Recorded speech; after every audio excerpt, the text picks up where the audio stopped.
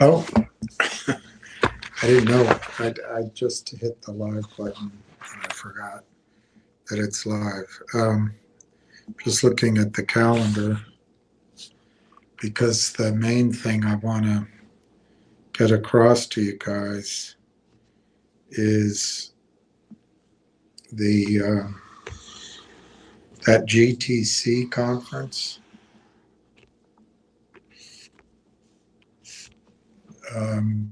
is next month. I can't remember if it's 3 days or 4 days, but it starts Monday the 16th and goes through maybe to Thursday. I think that's as long as we're going to have of the stock, and I've been, is it my eyesight? I think it's my eyesight. I think it's as long as we're going to have for the stock to be low. Could be wrong. Of course, I've been wrong before. But this week is February, and one argument could be that the heaviness, the shorts, will try to suppress it by the end of the month. That's one argument, because they want to show the results to their paymasters. It may not be true this time, but so that would bring us into March. And I would say there's three reasons why I think March is important. One is if there is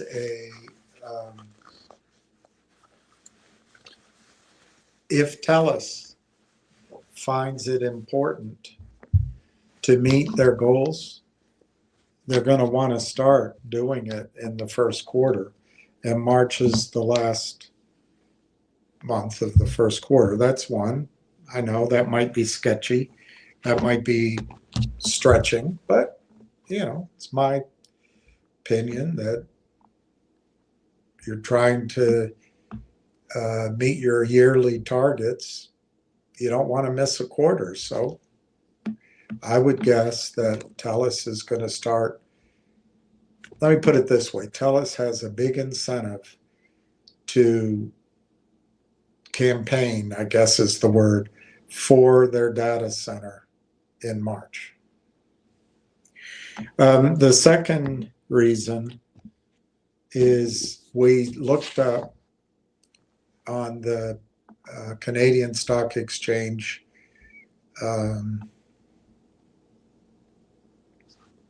monthly report for Railtown. They said in February that they finished Rail Engine at the end of January. Well, I don't know. I'm not a software guy. I'm not an engineer. But let's say they finished Rail Engine at the end of January. Does it take a day to install and test Rail Engine? Probably not. Does it take a month? Maybe. Maybe it's less, but at some point soon, I would imagine that Rail Engine has been installed, tested or whatever, and it's ready to go. So that's my second reason that brings us. That could be as soon as this coming week, but certainly March timeframe. But the most important reason is that the NVIDIA GTC conference starts on March 16th. And conferences are when you can tell your story. And if there's material, non-public information,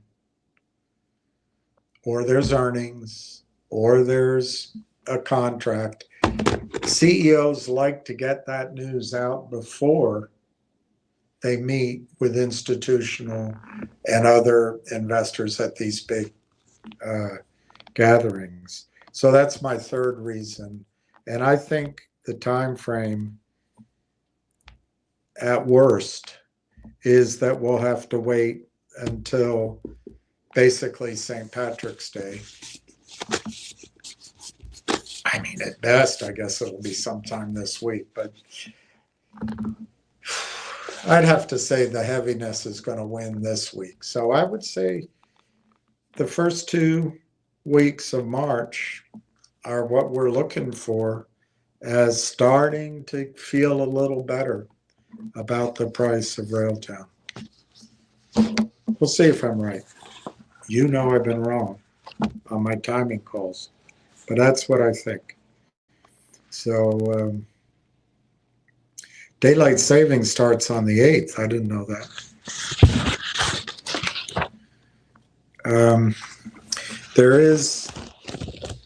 That's one thing I wanted to tell you.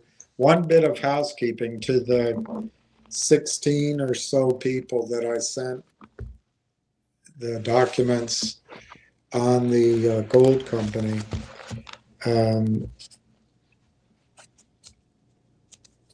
I just got home from dinner with my sister, so I'll probably have to do it in the morning. But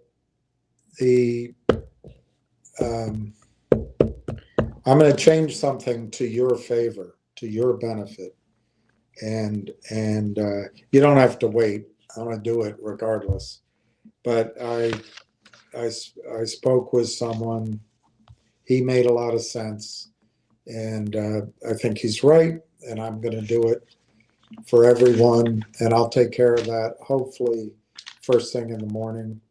Whenever I do it, isn't going to matter. It's going to apply to everyone. So it's good news for you. I'm happy with it, and I think it's good for bringing in future capital.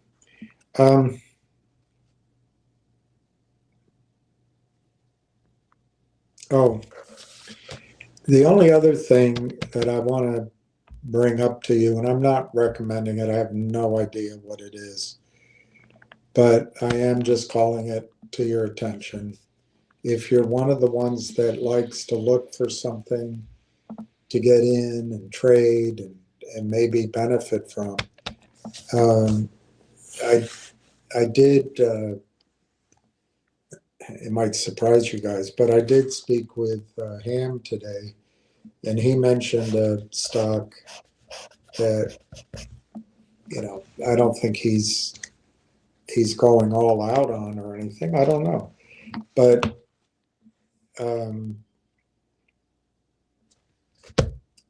it's the kind of thing, if you want to throw a little bit to it, let him make his calls and do the work over the next days, weeks.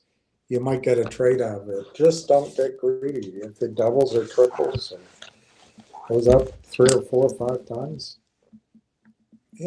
let somebody else have the rest of the upside.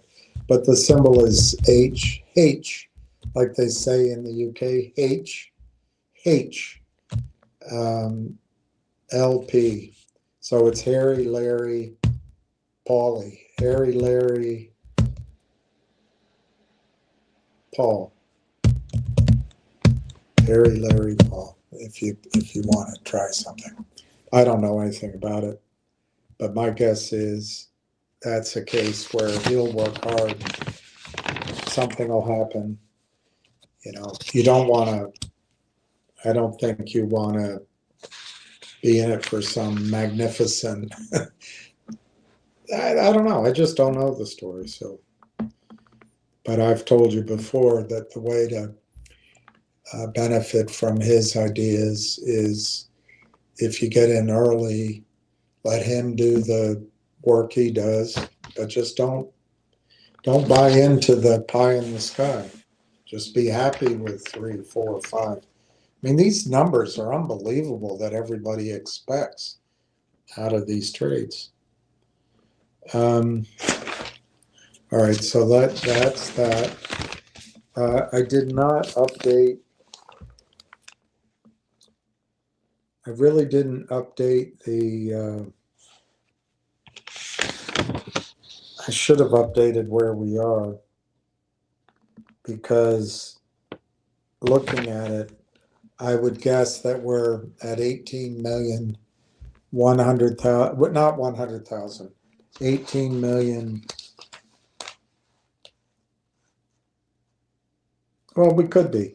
We could be at 18,100,000 shares of Railtown, but I think we're a little lower. 18,050,000 shares. But I didn't add it up, so we'll leave it there. Just to go over Railtown, we've been in it a while. I think I first brought it up in October, maybe. Certainly by November, I had mentioned it, of 2024.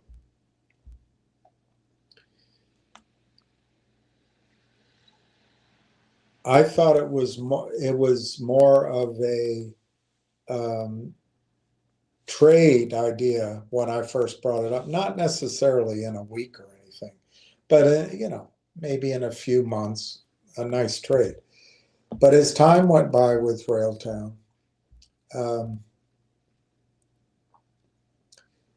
I guess one thing happened that none of us could control. I didn't understand the magnitude of it per se. But the company met with John Ruffalo, Mike Norbrega, and Dr. Tom Core at this conference. I think it's the All-In, maybe it's the British Columbia After Dark Party, AI After Dark, something like that. And they agreed to buy AIP Partners, the network. And that set up, there's no English language, there's no vocabulary for it. That set up from February 8th of last year, probably prior to it as well, we just didn't know about it.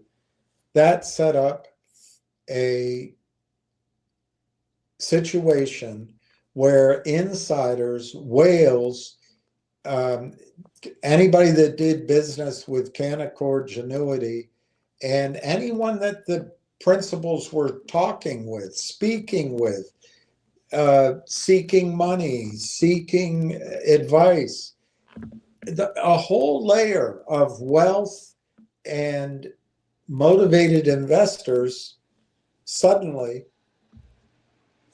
were in a category of insider,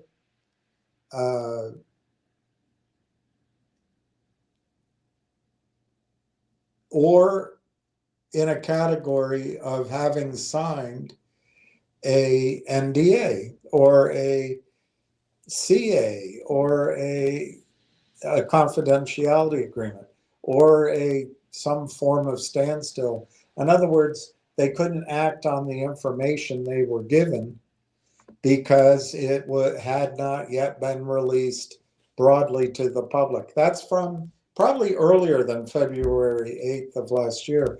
Whatever that prohibition is, it's lasted until today.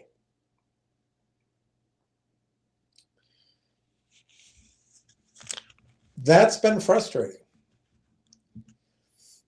I think some of the information, scuttlebutt, whatever you want to call it, that I heard was inaccurate, which makes sense because if something is held closely, odds of me hearing it or anybody hearing it exactly right are low.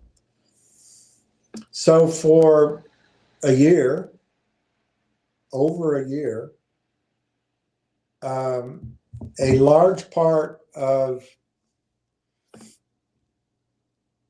people and institutions who know the story have been precluded from buying. There's a large swath of investors and institutions who perhaps do not know the story, but they couldn't be told the story because of this restriction. There is an argument, hogwash. If it's so good, people would be buying it anyway. Well, I hear that. I mean, it certainly happens in stocks sometimes. But over that long period, when people are chasing momentum, enough of those bigger buyers, those knowledgeable buyers, or buyers who would buy if they knew, enough of them are not participating. So any momentum that starts to the upside stalls, and it's driven back down by the heaviness. So that's been the scenario from the demand side of the equation for over a year. It sucks. From the supply side, it's endless. It happens up in Canada, happens down here. There's intraday, and then I guess the new term is swing. Anything over a day trade is a swing trade. The endless amount of manipulation of selling stock that you don't locate, you don't borrow, you trade during the day by selling stock you don't own, but later in the day you can cross and then you can report it as net long somehow. This criminality continues unabated in any stock under $5 that needs capital. It occurs. The person in charge of oversight in Congress is a Congress person named Ann Wagner. She couldn't give a crap. The person running NASDAQ is a person called Adina Friedman. She couldn't give a cow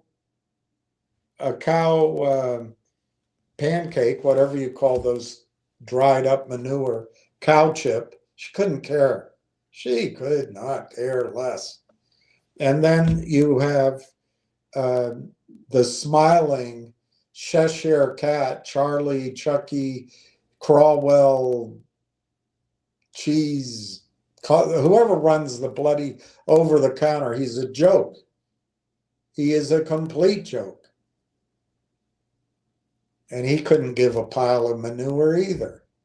And then you've got your brokerage firms, they're all in on it. You've got your retirement funds and your managed money, they're all in on it. No one cares. But anyway, the supply has been very strong as they chase a penny, 5 pennies, 2 pennies, a half a penny, a quarter of a penny, a tenth of a penny, a hundredth of a penny, and they do it in high frequency trading. They get tax benefits, and if they can drive companies into seller boxing, or bankruptcy, they never have to report their gains because there's no closing transaction. So this goes on and on and on and on, and no one cares. No one. So the supply and demand for shares of Railtown have been completely against us. The supply is nearly endless. It's all fake. Nobody's selling. I'm sure there's some people that got disgusted and said, William's full of crapola himself. I'm out of here. And then they went and bought GDC at almost $8, and it's $3 because I don't know what people think. So the price, whenever it went up, the heaviness just brings it down. Any other rally brings it down. And the preponderance of movement since I got hot and bothered in June has just been downward.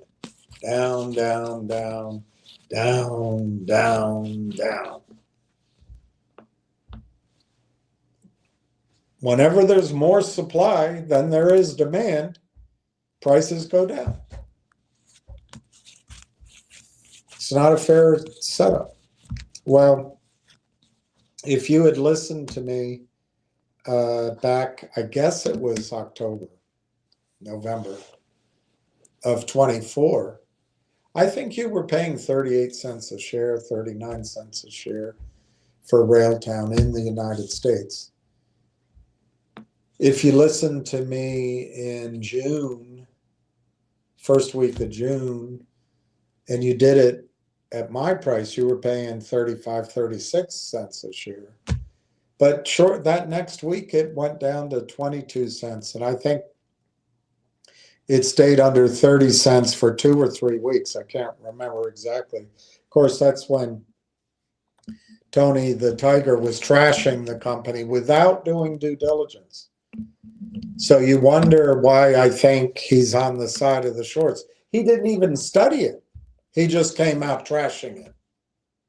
And then he claims to do due diligence. I don't know. I don't know the guy. I don't want to get into personalities. I don't want this argument to be about personalities. All I know is the guy trashed the stock without knowing anything about it. And he admitted that.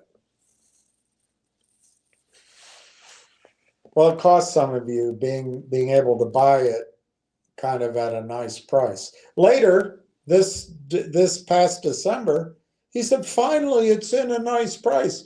That's where I was telling you to buy it. But he was trashing it then. Anyway, I just went to Mass today, and the priest talked about, of course, he was talking about the Garden of Eden, but he put it in a real world context where people bring you over, they sell you, and they convince you to do something wrong. And then they blame you. He called it accusations. Recriminations might be a better word, but they get you to do an action, and then the recriminations come, and then you feel bad. It's your fault. You're down, and it shouldn't be that way. It shouldn't be that way. It's hard to take a conversation that he was having about good and evil and bring it into practical advice, but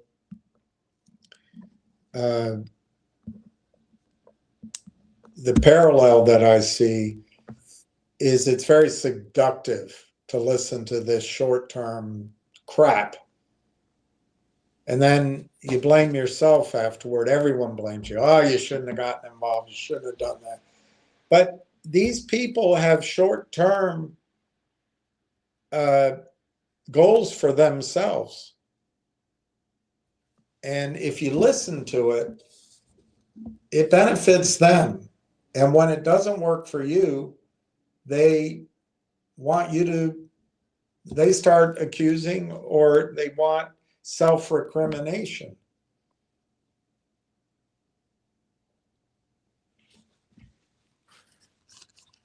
Anyway, it's been a bloody long year. Well, I wouldn't say it's annoying for people like myself who bought it over a year ago in my IRA.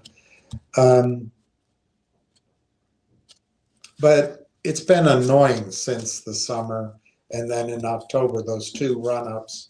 And it's been a real back and forth. It's been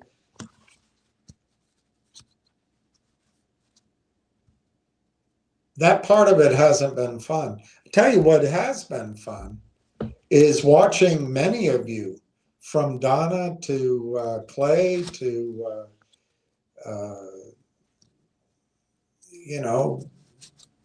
so many others, build really good positions in this stock.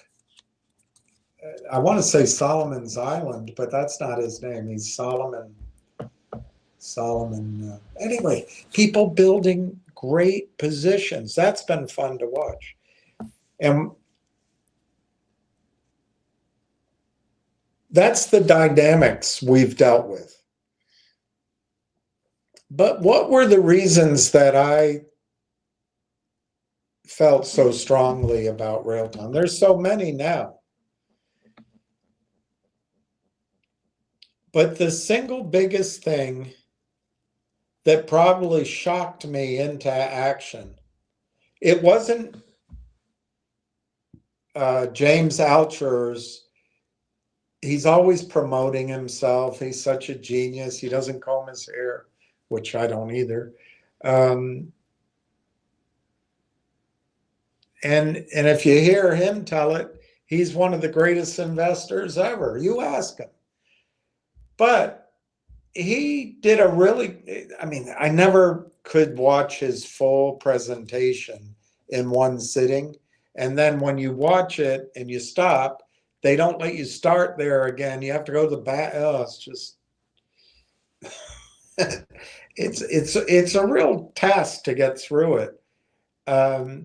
But his message was really powerful now, almost a year ago, of that this what he called AI 2.0, was the single greatest wealth creation opportunity in 150 years. 150 years. He said it was going to make crypto look like a puddle or something. I'm paraphrasing. A ripple. And he said that this transformation is going to create more millionaires and billionaires than anything from 150 years ago. I've admitted to you, I think he's talking, I don't know what he's talking about, but I think he's talking about the revolution, the fortunes made in railroads. But my background, I would say oil and gas, and all of the machines, which in my opinion, almost more than the Civil War, and maybe more than the Civil War, oil and machinery and factories got rid of the need of slaves. Of course,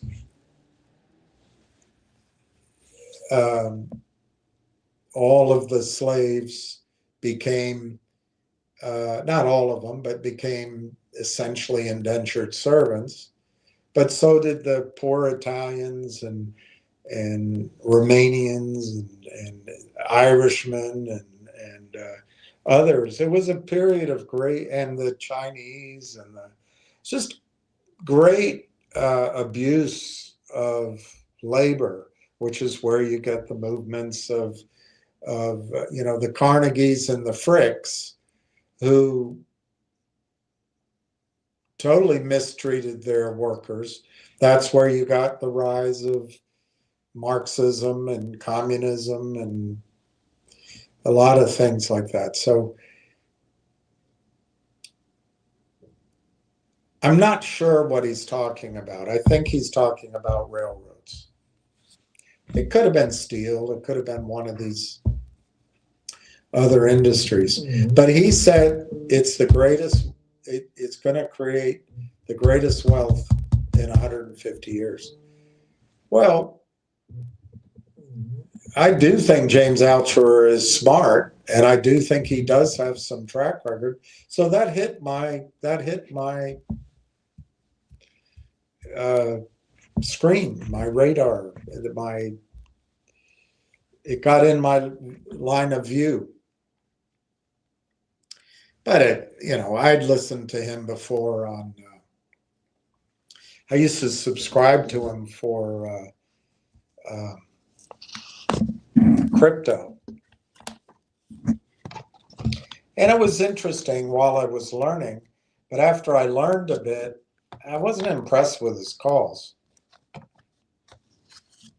But maybe I just didn't stick around long enough to see them work. It all sounded good, but I let my subscription to his service lapse. But anyway, when I was listening to him, I thought, well, it makes sense. Makes sense. That's AI. AI 2.0 is the biggest wealth transformation opportunity in 150 years. So that's a pretty big statement. But the thing that just knocked my socks off, because from a young age, this is the business I've been in, and I've seen it, and I've seen trends, and I've seen the behavior, the movement of the people. Movement of the peoples. Just a buffalo soldier.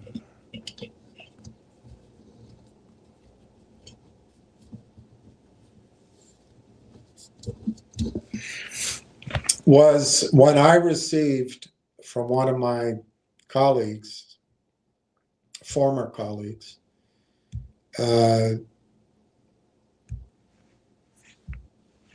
who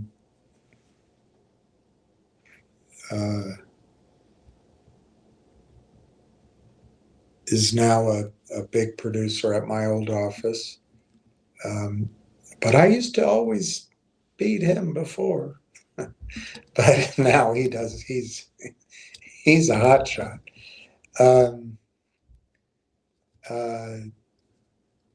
He sent me Morgan Stanley's trend piece, which included a video on the single. Obviously, they're selling their own spit, but he talked about, the analyst talked about robotics and AI and robotics.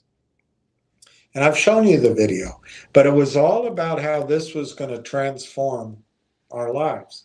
AI one, he didn't use AI 2.0, but he said up until now, AI has collected all the data essentially in the world. They've stored all the data, everything, in the computer banks. Now it's going to be about using that data not just to do research reports, but to do real-time things, to use it.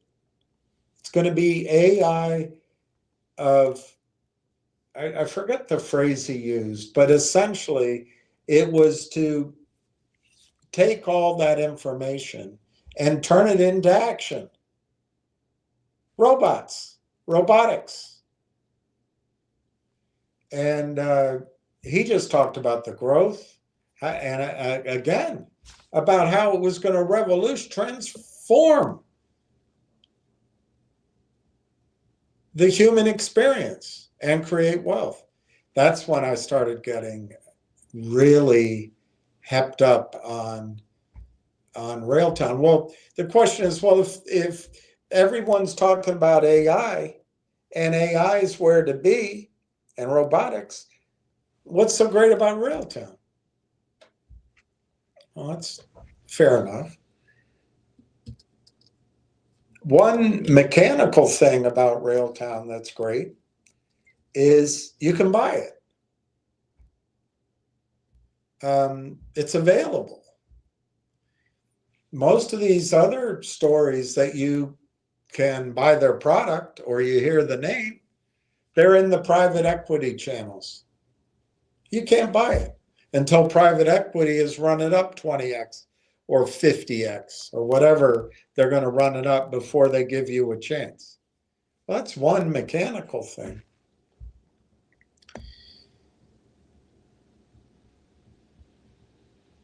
I would not have been able to explain it to you then. And I don't think it's worth going back to how I saw it then. I wasn't wrong, but it's too much, fills in, it's too complicated, and it doesn't help the story. But after talking to Corey Brandolini in December, end of December, right during that last holiday week, he made it pretty clear what Railtown is doing. Now, I'm not saying that that wasn't clear back then. It's just, it's easier the way he described it. When you, and there was a dynamic that changed at Railtown. Railtown bought AIP partners, but during that period, they hooked up with Telus, one of the top 3 internet providers, one of the top 3 telcos, one of the top worldwide, I think it's one of the top 80 data center, top 50 or top 80, something like that, worldwide. But in Canada, it's one of the top data, if not the cutting edge data center company. So that was a change that also happened, but that was after June. That was after June. But anyway, what Railtown created early, and they got intellectual property patents on it, is they created this layer. It's called orchestration frameworks. And so you have the big computer, the supercomputer. What the guy from Morgan Stanley said is where the first phase was gathering all the data. So yeah, your data banks are full of information. On top of that, to use that data to make the neural connections,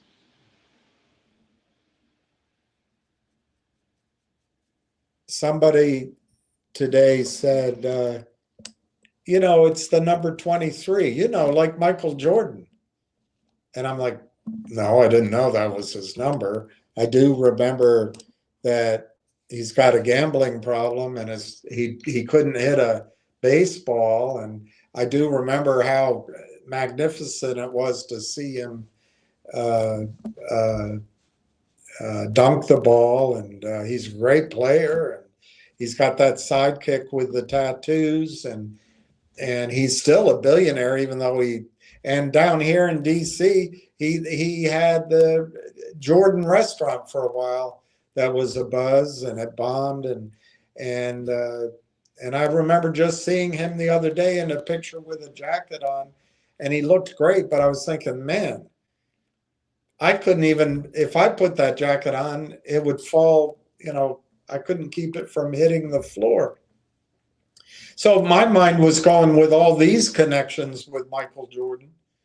His was telling me what his number was, but that's the neural connections that come in our heads naturally. We have all this data memory that we have, and we hear something and it all starts pinging and sing, toong, all different directions, most of it useless.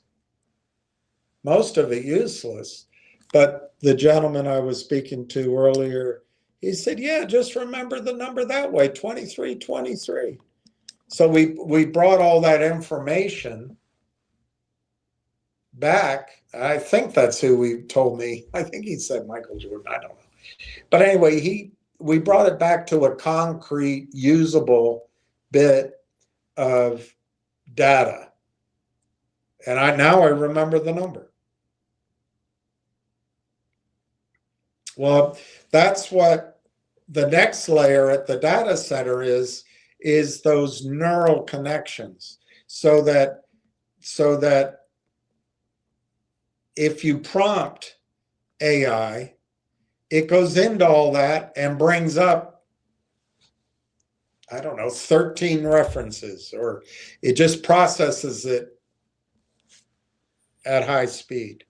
But that's what's called the language models. There's large language models, there's, I guess, small language models, and then there's Greek.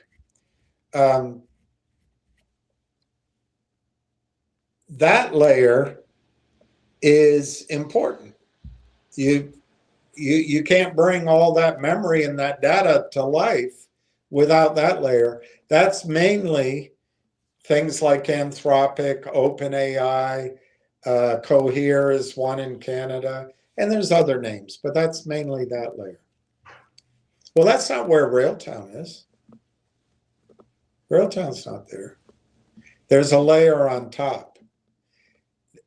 The language model layer is what went through my head, because I'm not a basketball fan. I have no idea what his number is. Hey, yeah, just remember his number. I'm like, I don't know.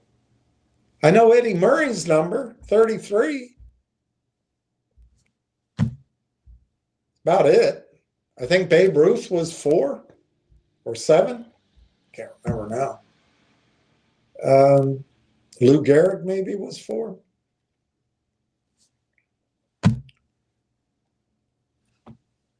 It didn't mean anything to me. But I had all these other things going on in my head. That's those language models. And yes, the language models condense all this data into some relative pings and pongs and zings and zooms, but it's useless without what? The orchestration frameworks, without something up there that pulls out what's important, brings all the information to a head, and keeps it moving to a useful tool. That's the orchestration frame. That's where Railtown is. That's where Railtown is. The other thing that Corey told me in December, which is so much simpler than going back to what my thinking was in June, but it summarizes what all these other guys said, is that AI is in this phase of AI, post chat GPT, whatever chat, whatever it is that AI is going to take over software, and software is the largest industry in the world. As Wag put it, I think it was Mark Andreessen, somebody said software's eating the world. And then somebody else said AI's eating software. And the way Corey put it to me is that every bit of software since the 80s, which is when Corey started writing software, was written using software development or developer kits, software, which Microsoft pretty much is the monopoly on, something in the 90% range, software developer kits. Well, just to fast forward for simplicity, when Apple came out with the App Store, all applications were created with software developer kits, SDKs. And you can think about it in your life. You can't trade without an app. You can't pick up a chick without an app if you're in a certain age group. Or if you're a woman, you can't, propose to a guy quietly, demurely, unless you swipe left or right. I don't know. I've never used them. You can't order food and have it delivered without an app.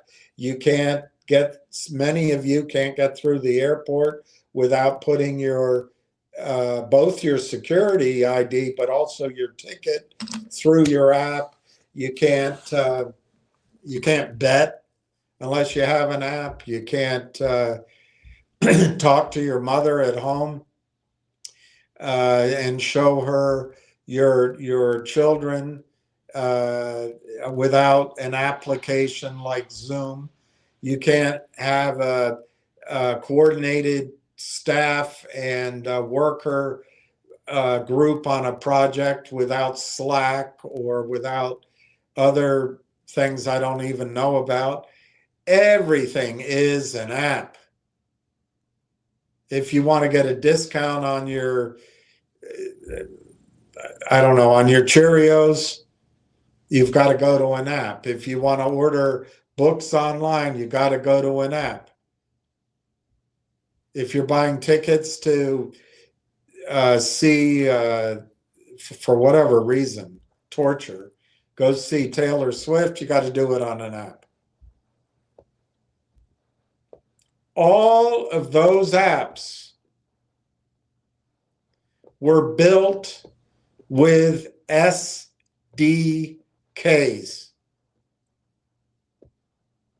This iteration of AI, all of that has to be replaced using ADKs. And it involves, in the model that Railtown is involved in, it involves super compute power of the data centers, NVIDIA, HPE, and then the language models. But on top, the critical part is Railtown. It's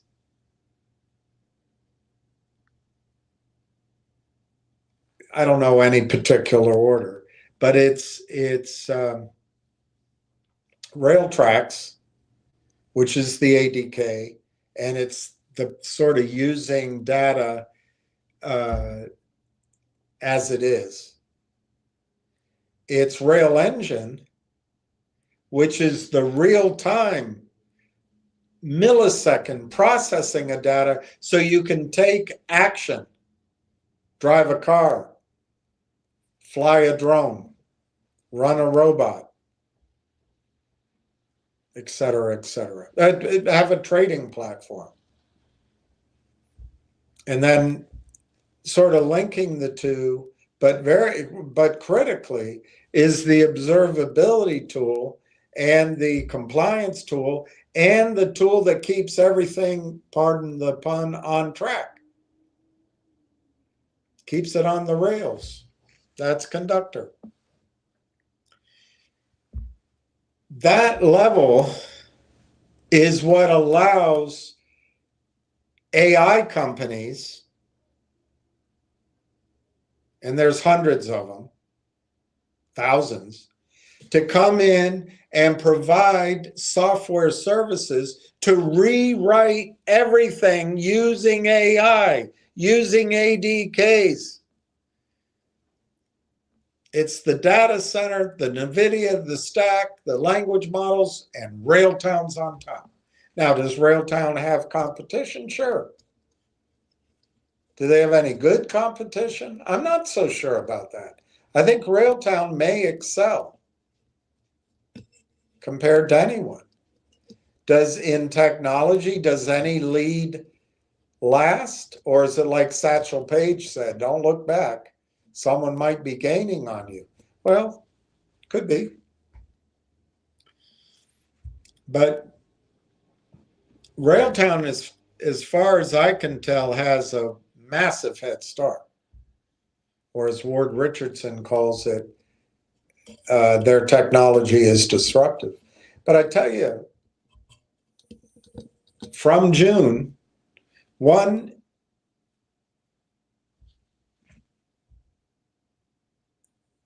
corporate transformation, one contract that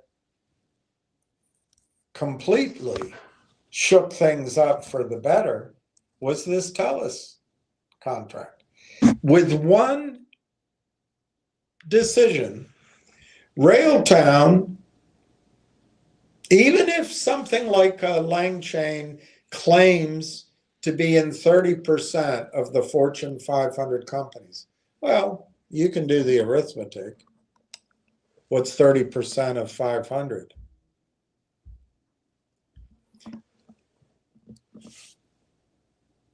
Once Telus decides to get its act together,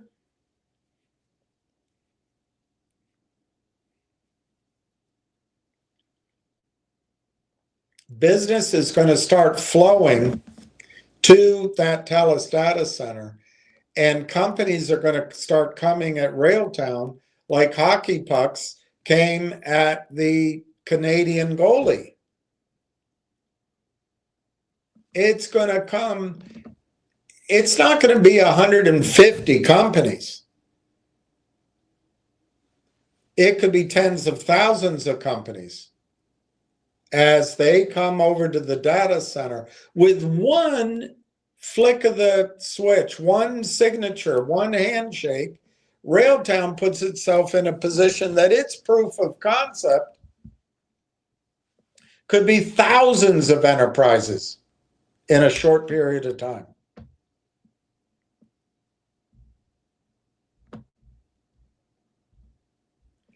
Moreover, Railtown has dovetailed in this worldwide contempt of Trump.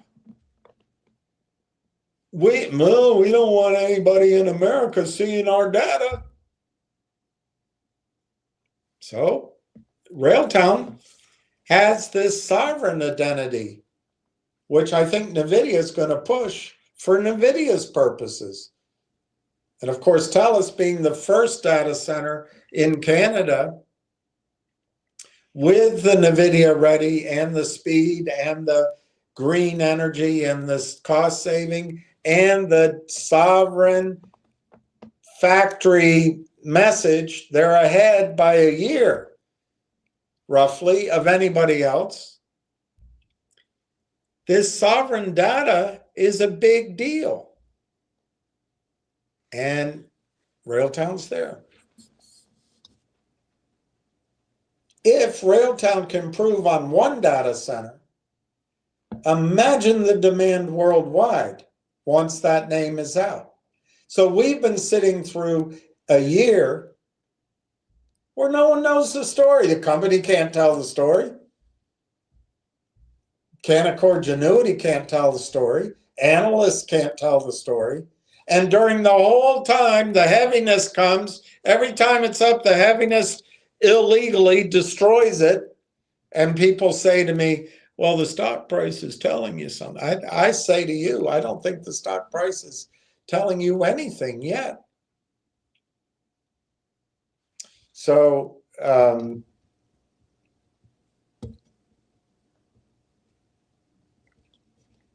somebody asked me, what did I think Railtown could go to when I first, sort of June time frame. And it's embarrassing how high. But I still stand by it. I just think it's going to happen inside of an acquirer. But my number, that time after time I'd sit down sort of doodling and dreaming of what the revenues could be and what could happen. My number was over $250 a share. But I don't spend a lot of time talking about that because that makes me look loco.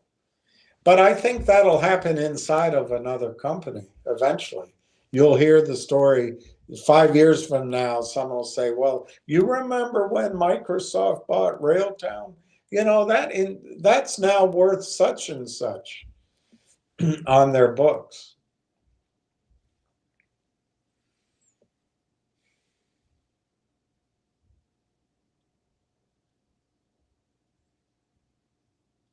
Yes, there is competition to what Railtown is trying to do. But as far as I can tell, no one has the end-to-end platform. No one is better. Nobody does it better.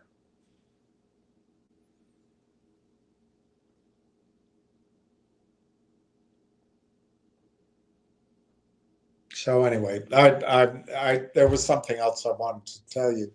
All of these were the reasons that I thought, man, Railtown's great. We got lucky because they went to market early. They needed to raise some money. They went public. So we have a chance to buy it. We also got lucky on the other end of it.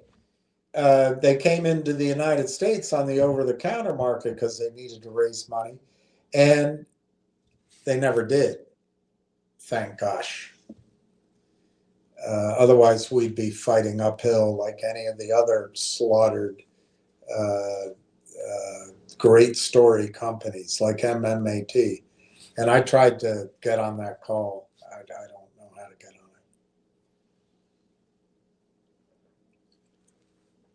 it. So I'm sure I could give you more reasons why I liked Railtown and why you should buy it now. But I go through all of that to tell you. In about 2 weeks, 3 weeks, I think it's over in terms of the heaviness, the lack of the company being able to talk about itself. Could I be wrong? Sure, I could be wrong. But I think the key event that stands out to me is this GTC conference coming up next month. So we've got last week of February, first week of March, second week of March. We got 3 weeks. So I think it's going to be exciting. And I'm glad you're here. I'm glad we have 18 million shares, give or take, of course. And I think things are going to be,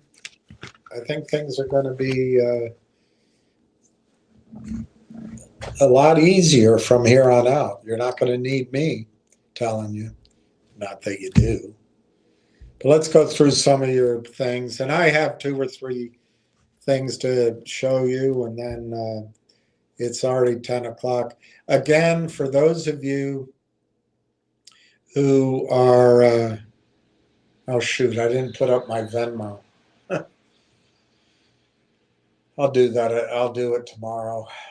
I want to keep all of this going. I'll do it tomorrow.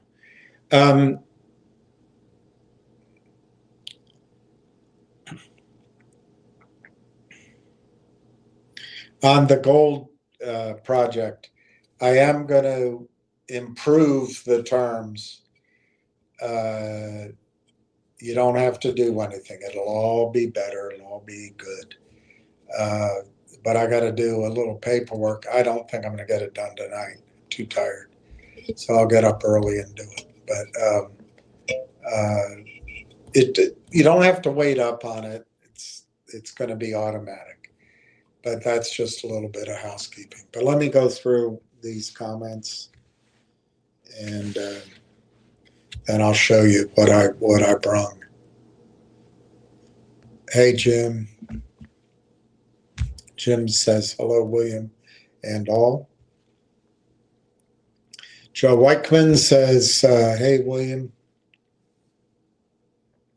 Chestnut, good evening, William. I love that dog.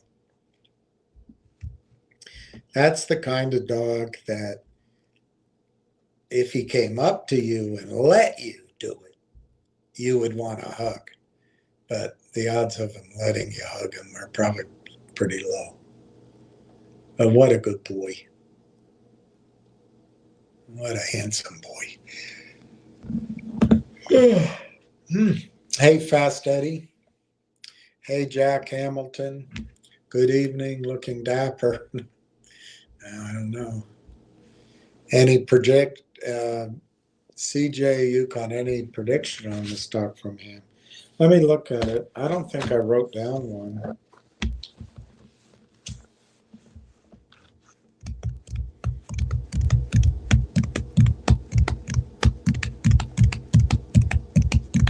But I think looking at my notes, it's likely something will happen within 30 days. And if I had to guess,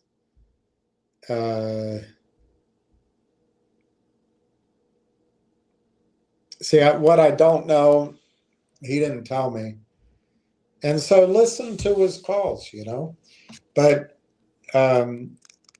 if there's some sort of short squeeze crap going on, which can sometimes work, I don't know about that.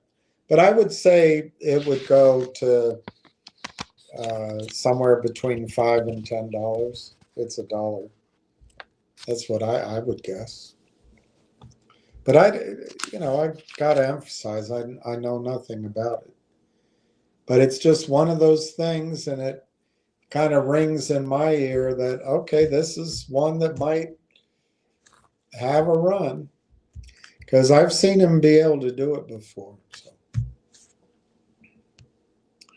Jack Hamilton, glad you and Ham are in contact, but any spare change I will have going RT.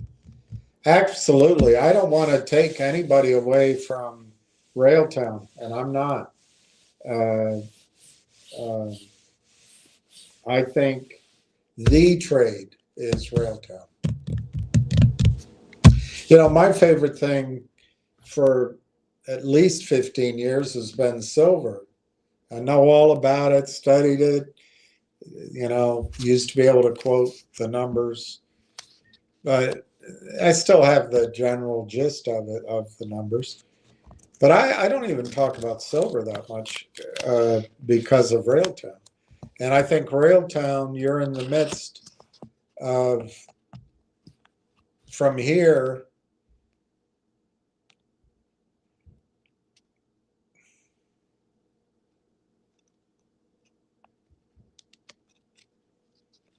it's a little tricky, but I would say that from the middle of March,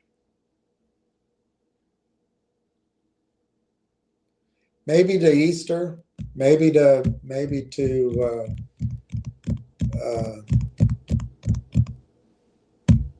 International Workers' Day, Labor Day. I think you can see 20 to 25x on Railtown. Am I going to be wrong? Almost certainly. I've always been wrong on the exact timing, but I'll be wrong on timing. I don't think I'll be wrong on the magnitude of the move.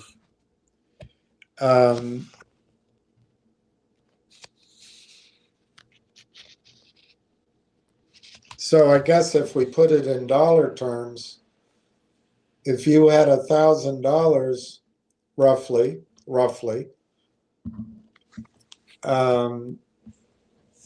I would guess it'll be worth 20 to 25,000 in Railtown. I don't know, in the next 45, 90 days. Use your own judgment on that. It's a prediction, not a promise. This story, which you might be correct in calling a casino play from Ham, I would guess $1,000 in that would go to 10 or 15. I don't know if he's got a short squeeze in it or something. But I agree with you. It's probably more of a roll of the dice. But my gut tells me it's one, because he's good at it sometimes, every now and then. My gut tells me this will be one of those. But no, I'd say Railtown, you can turn $1,000 into 20 grand, $1,000 into 25 grand, $1,000 into 30 grand. And that becomes the starting point. I don't think you should sell. Let's say I'm right and $1,000 goes to 20, 25 grand. I'm not saying you should sell that. That 25 grand could still go to 100, 125 grand. These are a lot of projections. So the odds of it being correct are very low. But I think Railtown could go to $25, $30 in a buyout. On the other hand, I'm starting to feel like the buyout target might be 15-ish, 15 to 20. But it could be 12 and a half. We don't know. All of this is speculation. But yes, I am not coming off of Railtown 1 inch. In fact, what I'm trying to say is all that angst, all that back and forth, all of that, just drudgery we've had to deal with, it's about to come to an end. Everything you were buying for and waiting for is about to start, in my judgment. That's actually my message on Railtown. Adele, Mexico is burning? I'm not sure about that. I think there's, do you know that Mexico, a large part of the power structure of Mexico believes that the United States exists on Mexican land today, and that basically everything from Texas all the way up and over to California belongs to Mexico. And the strategy is to reconquista. The strategy is to flood the United States with Mexicans, basically, whether it's the birthright or just immigration, and change the politics, change the voting, and bleed green, white, and red, or orange, or whatever the color is, and basically reconquer all those lands. And look, I don't know, is that right or wrong? 1848 is a long time ago. And I'm not sure that descendants of Spain have much of a claim on Mexico, if you really want to go at it. But whatever, we all make our rationalizations to get what we want. But when you think about that, what's one thing in Mexico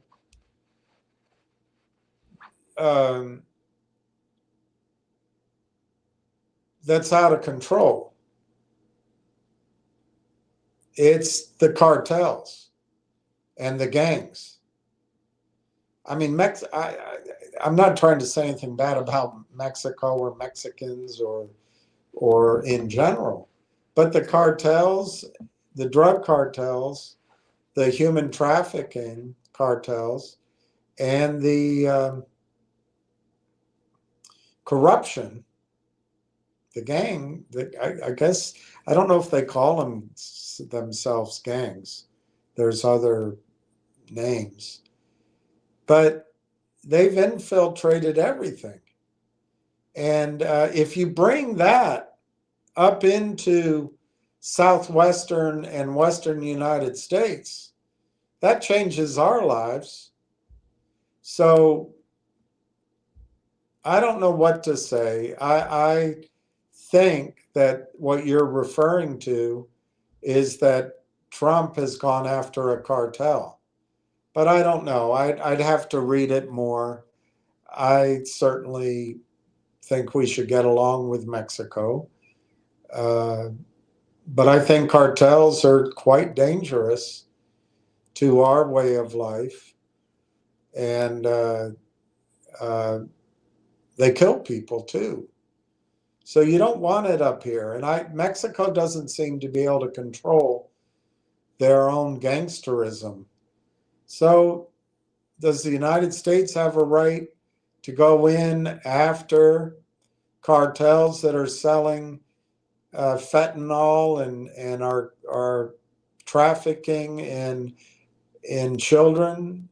I don't know. I don't want to get into all those politics, but I'm not sure Mexico is burning. I think you're being a little bit dramatic. It is certainly true from the headline I saw that a cartel has been attacked. But maybe I'm missing something. Silver Skyrocket, how are you? Ham mentioned me on his call again today. Swell. I'm sure it's a hell of a price to pay for being stylish.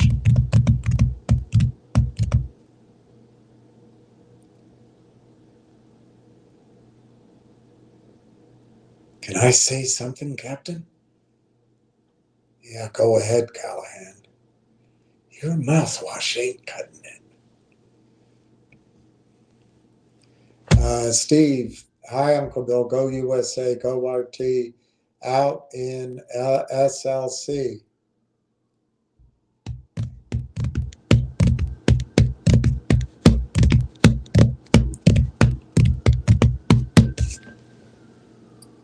Gonna ski this week. Good for you. Chestnut, I'm with you, Jack. People, the play is Railtown, absolutely. I don't, Chess King, I want to be clear. I'm not telling anybody to move any money or throw any money at it. I just, the other day, maybe it was Thursday, I explained how you should let Ham do the pumping and you do the dumping. And I think you're going to see it there. But I don't think it's worth, number one, I don't think it's going to give you as much upside. Number two, once you get to the upside, what do you do with it? With Railtown, when the upside comes, you just hold on. To put it into numbers, I think Railtown probably, I'm not going to say it's going to do it in a week, but I think Railtown over the near term, which could be 1 month to the summertime, I think Railtown goes to $8. If you're just picking a number, it could be in a range. That's basically 25x. From 8,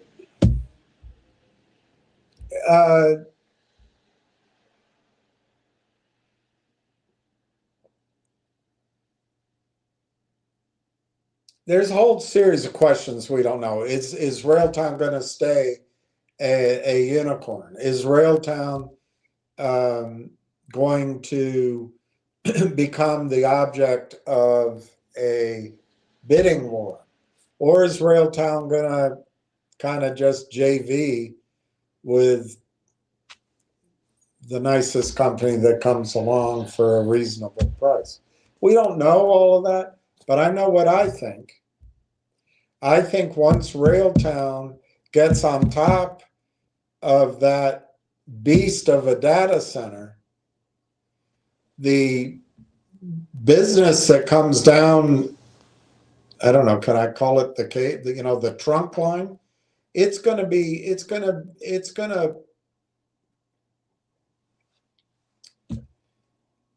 a dynamo. And I think Railtown is going to light up the boards, and it's going to go to the top of the charts, and it's going to be all anybody can talk about for the next months. That's my opinion. Am I being overly optimistic? Well, we'll find out. But guess what? I think it's going to, $6, $7, $8, $9, $10 anyway. I think it's going to go to the valuation of Langchain's next round, which I think will be equivalent to $10 a share for Railtown. But I'm using a little bit lower, so call it $8. So yeah, I think that's where to be, and I'm not changing it. I'm not changing it. But I guess I am talking about other things, which maybe I shouldn't do that, Chestnut. I shouldn't talk about anything else. It's just saying the same thing over and over again. I run out of enthusiasm.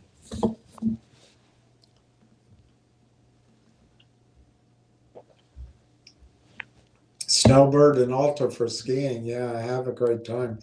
That's what G Diddy says. I would love to go skiing again. I have to get my knees and my feet. Anyway, I've gone for the doctor for that.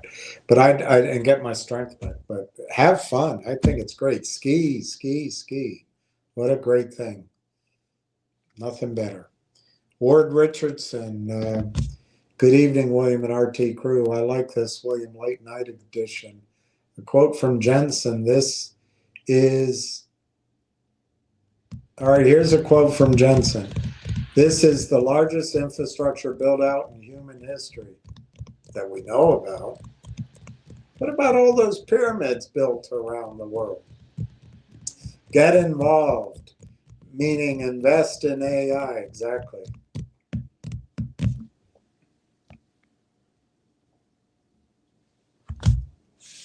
What did Ham say about Bill?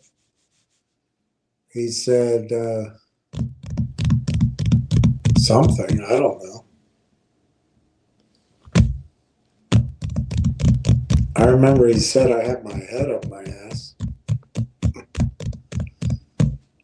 I was looking for it.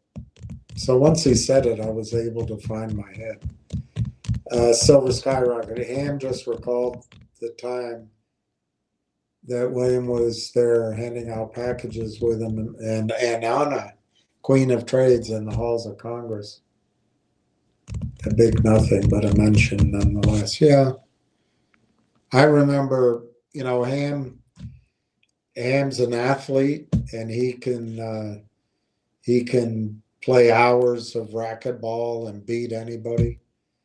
But I remember when we walked Congress and the Senate, it's a lot of walking. And I outwalked him. I remember that. I outwalked him. Rail Bulltown aficionado, would you say you would have been a huge Olympian if you trained for it as a younger man?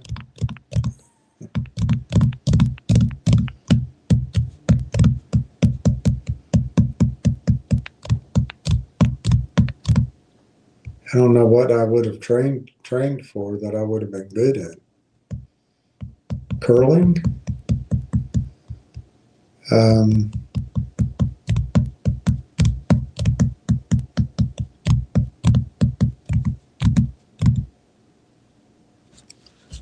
There was a time I would have won the Olympics playing Space Invaders. If they had had a Space Invaders Olympic, I think I would have won. I don't think I could do it now. But I certainly would have made the podium. Ward Richardson, William, I see RT as a tsunami that will hit the AI industry and no one else sees this coming. I agree with you. And I've got a few things just quickly to read. One of them you sent me.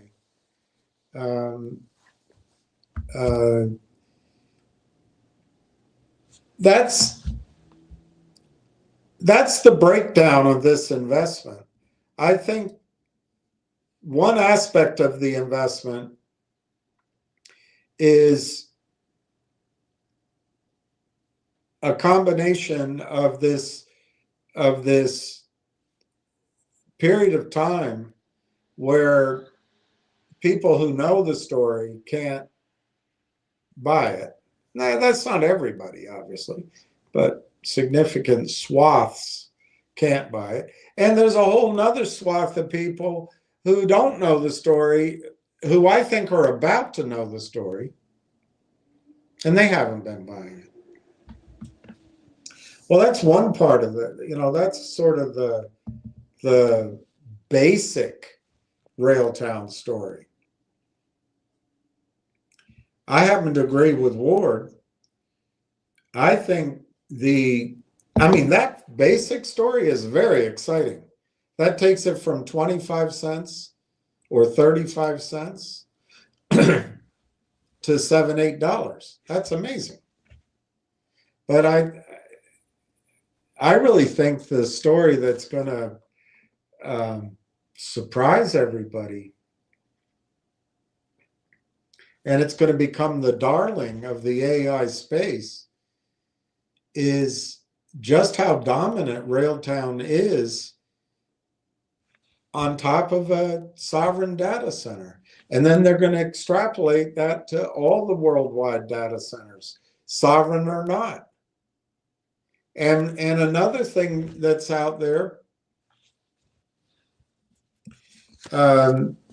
this company that the Steely Dan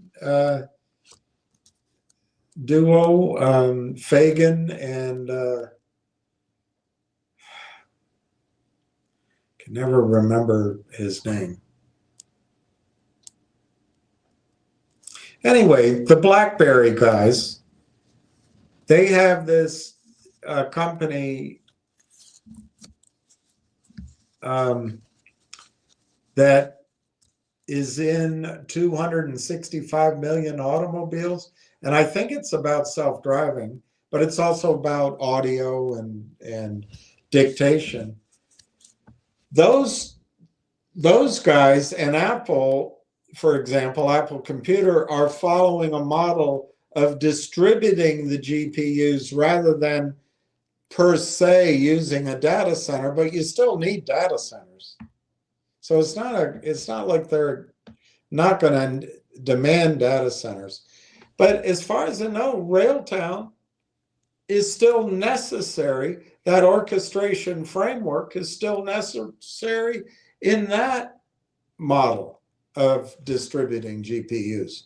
So I think the upside in Railtown is that aha moment. Oh my gosh, they do that? Now, I asked the other day, and I read you the answer. What if AI can build AI that can build Railtown better, faster, like Steve Austin? The answer came back, well, of course, that can happen. But I think the answer still remained that it would take time and resources. And this is a race, and the shortage is of time and resources. So I think it bodes well for an early buyout of Railtown.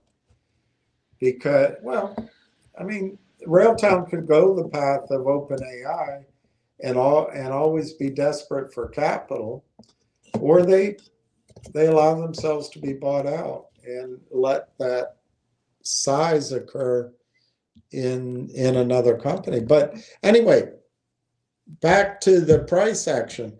I think it goes to, let's call it 8, and then a buyout, if it becomes the critical piece, and these big hyperscalers must have it, I think you could see a buyout at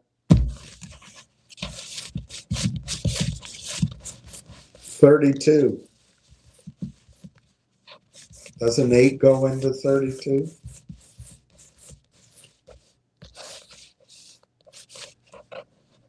So maybe 4x to 5x from $8. So if it were to go off at 35, it's 100x from here. And I think that's where Ward, I don't know what Ward's saying in terms of his price target, but I think that's where Ward and I agree, is I think Railtown is going to knock the socks off of people. But we'll find out. We'll find out. Pat, hi all. Hi. Chestnut. My Great Dane is named Cole. And his whole life is centered on being hugged by anyone who he sees looking at him. He loves everyone from children to women. I wish I could hug him. I'd hug him. Great Danes are intimidating, though, if they, if you're not sure, but they're such beautiful dogs. He wants to be hugged. I'd hug him. All right, let me show you what I brung. I don't think it's too much, but it might be.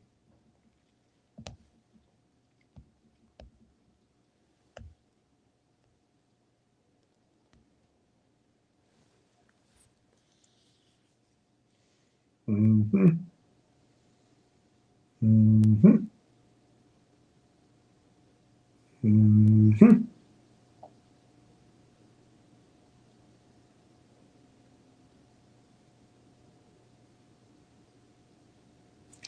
Yeah, okay, so it's there.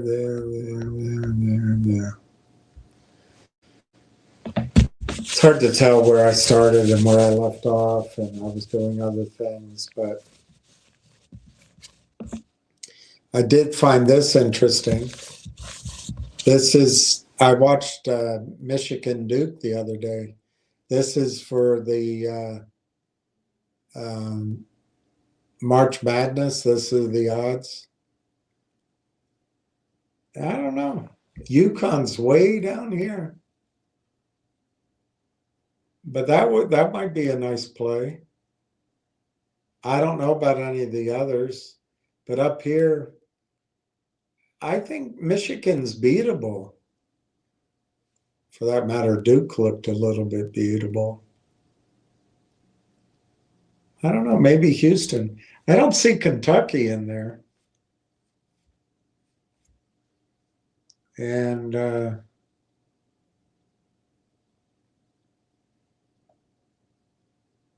I don't know. I don't know much about these teams. Arizona's always pretty strong. But if I had to pick one right now, I think I'd pick Duke. The Duke of Death. The Duck of Death. The Duck of Death.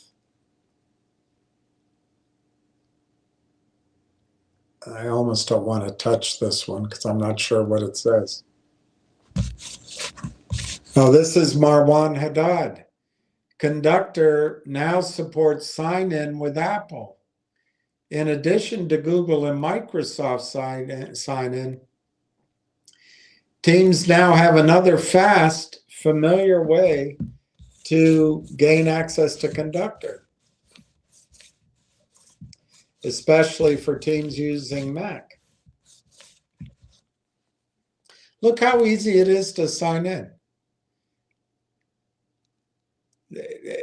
When this starts going, it could grow very rapidly. I know you're not impressed. I didn't ask. All right, what is this? All right, here's what I asked. What could be announced before, during the GTC conference next month, especially on sovereign and on orchestration frameworks? I didn't prompt it beyond that. NVIDIA has already signaled that this GTC will be about, quote, what's next after Blackwell, plus a heavy emphasis on sovereign AI factories and agentic orchestration layers. So I'd expect at least one surprise chip, plus more formalization of the agentic stack and sovereign programs.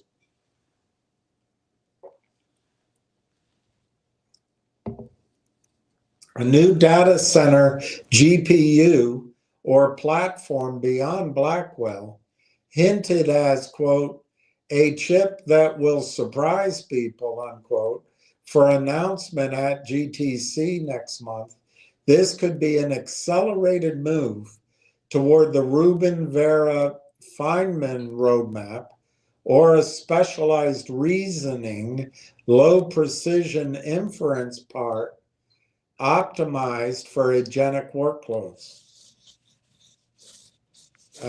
Extensions to the GB300 NVL platforms and DGX systems that are tuned specifically for reasoning and agents,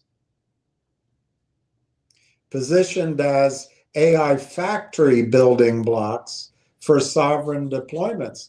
This is becoming a big thing, this sovereign thing. More developer-facing systems like DGX Spark and RTX Pro Blackwell for enterprise teams building on-premise agentic stacks, including sovereign contexts where data cannot leave jurisdictional boundaries. So as an example, think of something in the Blackwell Ultra vein that doubles down on FP4 reasoning, is marketed explicitly for DeepSeek style and agentic AI workloads, and is packaged as AI factory in Iraq. Reference design. It's a country in, that was in that movie with Queen Latifah and Steve Martin. This last sentence, this is where Railtown lives.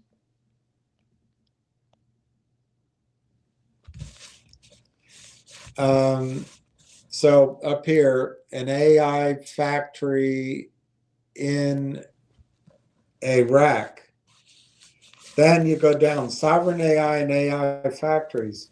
Dedicated sovereign AI tracks are now a standing pillar of GTC, with NVIDIA framing AI factories as turnkey sovereign stacks.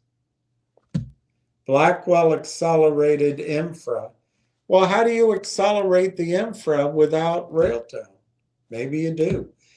Plus NIM, plus validated partner software for telcos and governments. Expect new or expanded country level and telco level programs analogous to the European AI sovereignty push. And just look at what Europe is. It's 20 Telus factories. It's 20 plus AI factory sites across,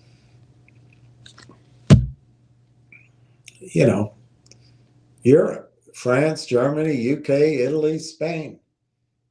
But imagine it extended to additional regions,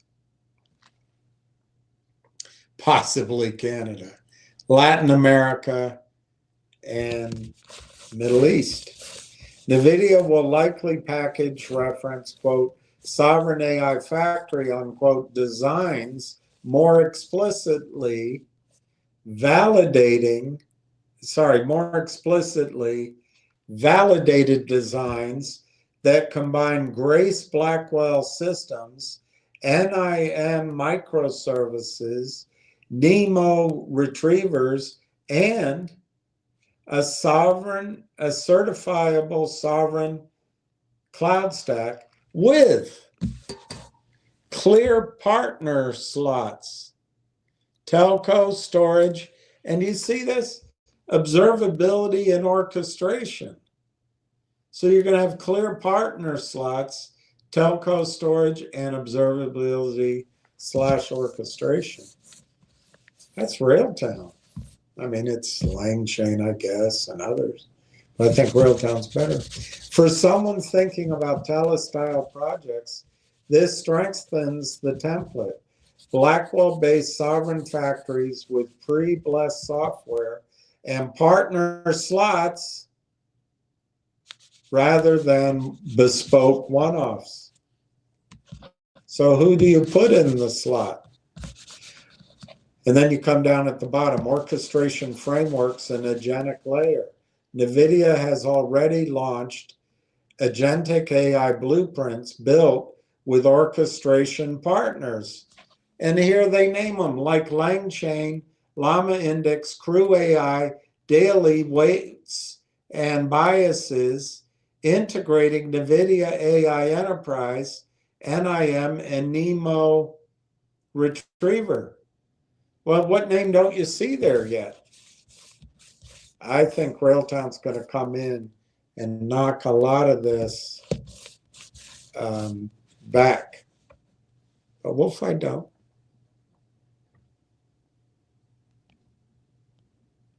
And remember, you can't buy into those other ones. And it's a huge market and growing. So at GTC, expect more blueprints and deeper integrations, monitoring, tracing, cost, and latency dashboards that make these frameworks the default agent control plane on NVIDIA hardware. They make these agents the default agent control plane. Formalization of a, quote, agentic AI orchestration layer category inside the partner ecosystem. Remember, NVIDIA is the stack at Telus, the sovereign data center in Canada. There isn't another one. And who's on top? Railtown, with marketing that describes agentic AI orchestration layer as the glue across NIM services, models, and enterprise systems. Possibly new tools akin to Dynamo, open source infra software to optimize GPU allocation and token throughput.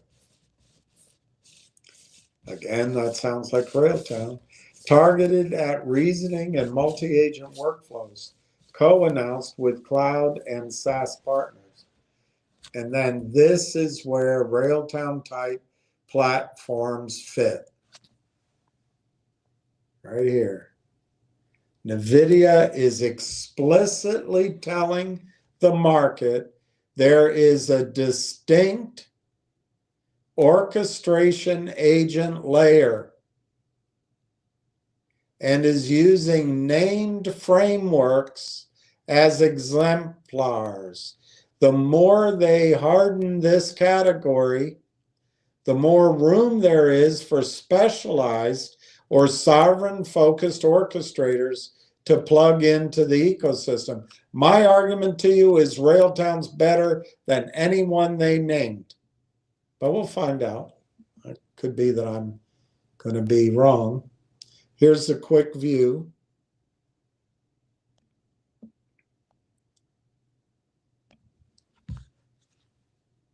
Here's the quick view. Orchestration, where orchestration shows up.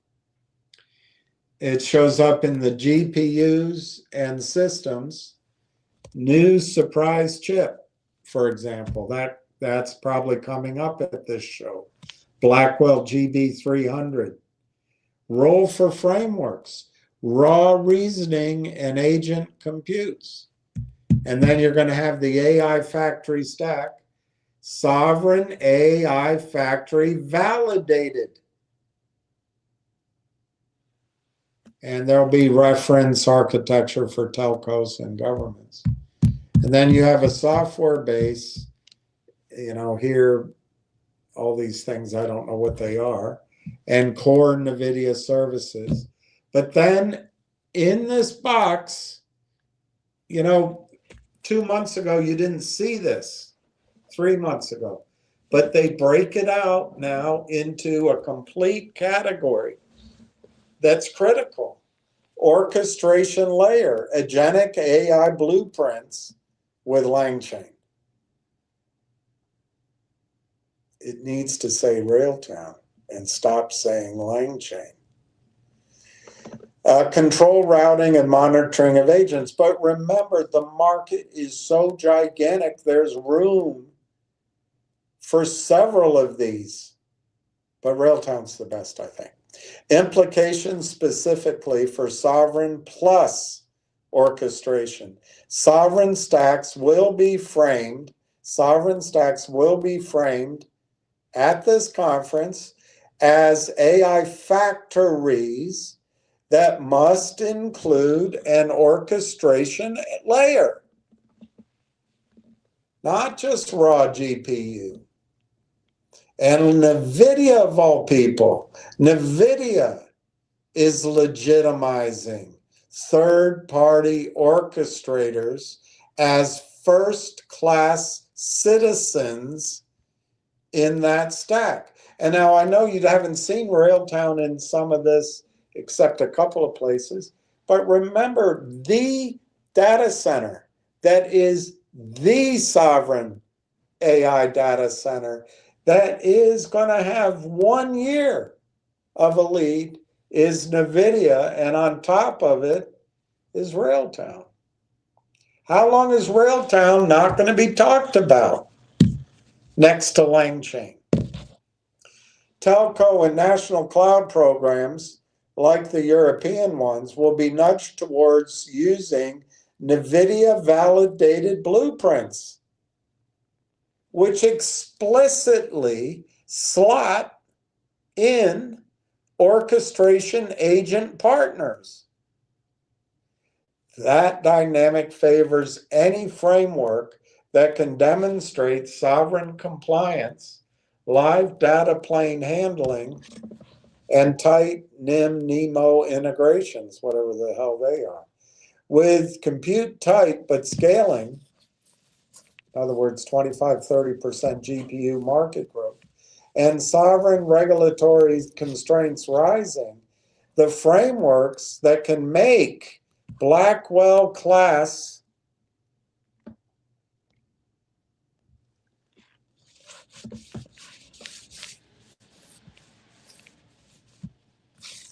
resources more efficient and governable in specific jurisdictions stand to gain disproportionate attention. Merger and acquisition interest and channel pull from these GTC narratives. And then they asked me, do you want a map of how this Telus-style factory could be positioned as a North America sovereign blueprint in this GTC framing? And hint at what a vendor like Railtown. I said, sure, do it. I said, do it. I said, do it. Do it till you're satisfied. Come on and do it.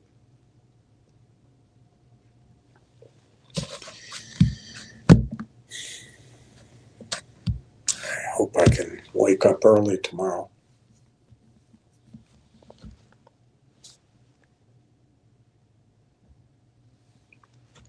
So I said, okay, do next step. Does it involve Railtown? Yes. There is a plausible GTC, that's the conference, next step that could surface Telus plus Railtown in NVIDIA's sovereign agentic story, even if Railtown is not name-checked on the keynote slide. How a Telus-style sovereign blueprint could be framed. Telus is already being positioned publicly as Canada's first fully sovereign AI factory, accelerated by NVIDIA GPUs and HPE architecture, with Rimouski Live and Kamloops planned. NVIDIA's sovereign AI messaging talks about AI factories as repeatable, jurisdiction-bound blueprints. A Telus design, Hopper Blackwell plus HPE plus NCP reference stack, is an obvious candidate for a North America sovereign AI factory reference in GTC content or solution catalogs. At a minimum, you'd expect Telus to appear in Sovereign AI session decks as a case study, Canada's Sovereign AI Factory, partner materials around NVIDIA Cloud Partner, sovereign deployments. If GTC slides show a world map of sovereign AI factories, Telus Rimouski Kamloops is almost guaranteed to be on it.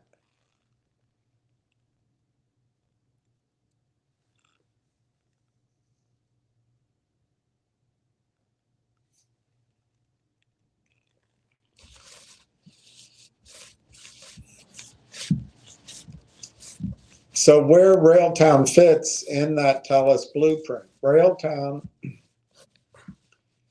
has now announced a collaboration with Telus Sovereign AI Factory to implement sophisticated agentic software development solutions for Canadian software affiliates, explicitly framed as agentic frameworks and observability for teams building autonomous agents.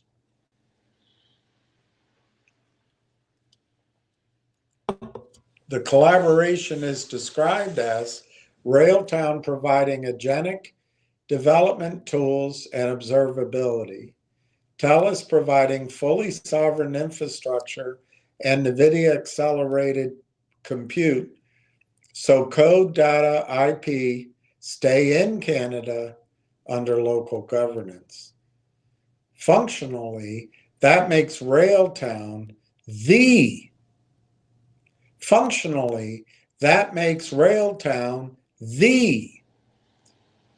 agentic orchestration layer inside a sovereign NVIDIA HPE data center blueprint,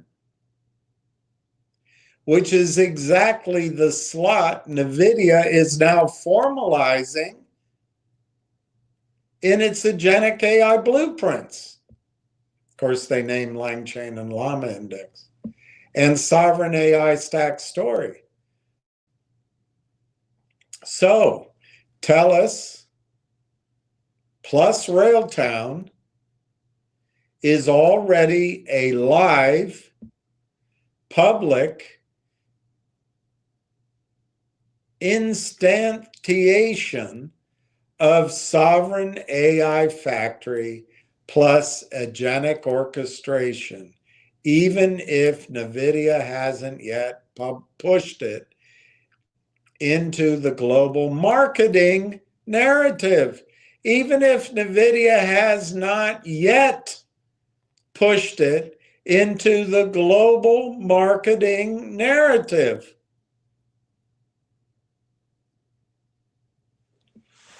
Guys and girls, things are about to change, in my opinion.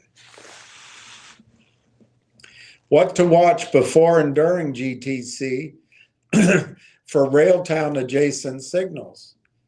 These are the practical tells that NVIDIA is about to or has just elevated this pattern.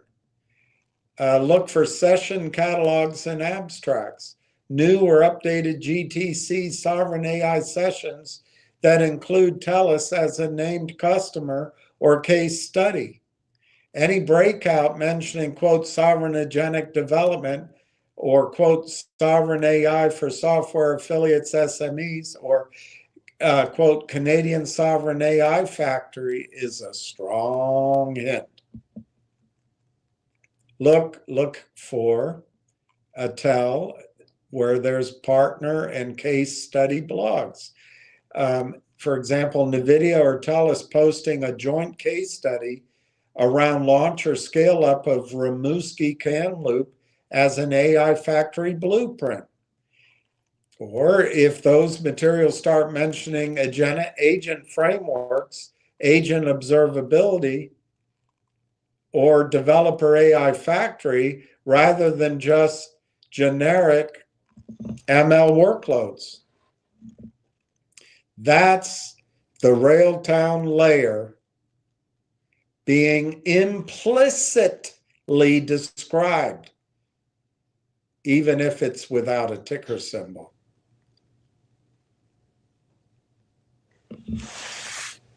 I think this conference could change things.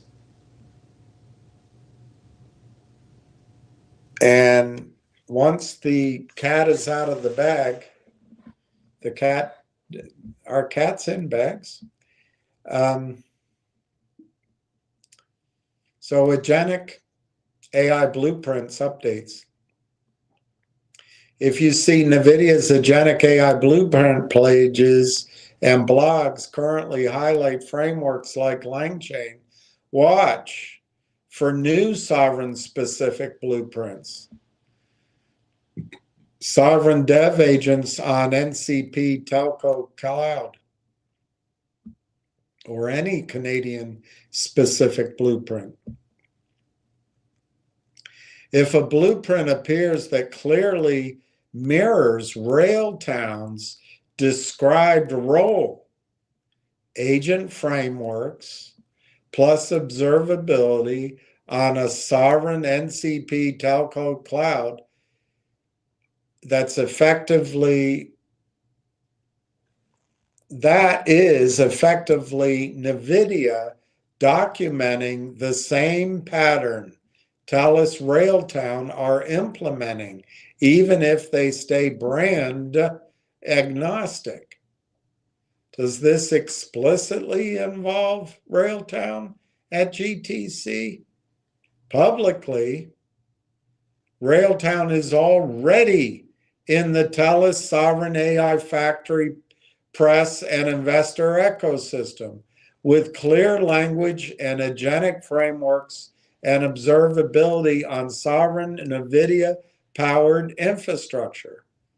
Whether NVIDIA or Telus choose to name Railtown on a GTC keynote slide is a go-to-market and politics question, not a technical one. So in other words, technically, Railtown's already there. So politically, a conservative path, GTC highlights Telus as a sovereign AI factory reference.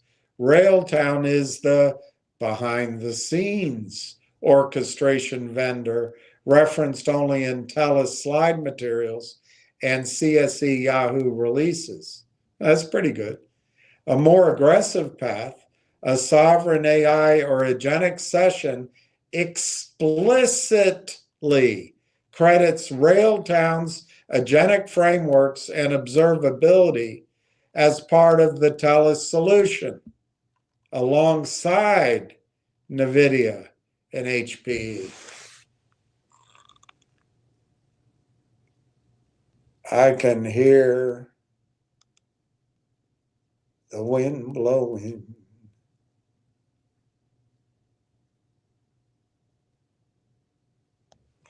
All right, let's see.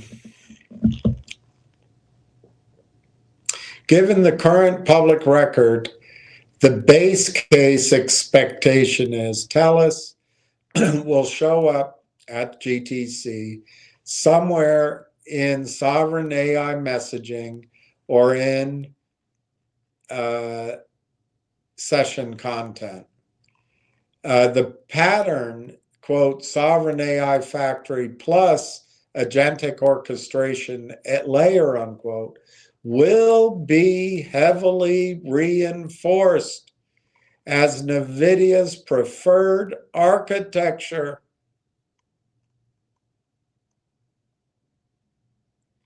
Railtown's named exposure is more likely to come via Telus Press, Railtown IR, and ecosystem commentary timed around GTC rather than a marquee NVIDIA keynote mention. Fine.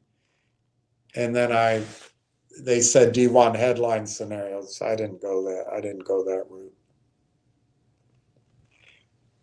I asked, well, this is one of my choices. I didn't come up with it. I clicked this one. They gave me this as a pre-selection. So I hit it. Publicly, there's no detailed official Canada at GTC 26 roadmap yet, but you can infer a few likely Canadian touch points from NVIDIA's current themes and past Telus coverage. 1, core GTC 26 themes that matter to Canada. Click. Jensen has already teased, quote, several new chips the world has never seen before, unquote, to be unveiled at GTC 26, centered on next-gen AI data center silicon, Rubin GPUs, Veris CPUs, HBM4 class systems, rather than gaming SKUs. Click. NVIDIA's own GTC 26 positioning emphasizes physical AI, AI factories, and agentic AI as the pillars of the event, which directly intersect with sovereign AI clouds and telco-run AI infrastructure. That sets the stage for any Canadian story to be framed as a, quote, AI factory / sovereign AI, unquote, example, rather than as a standalone country track.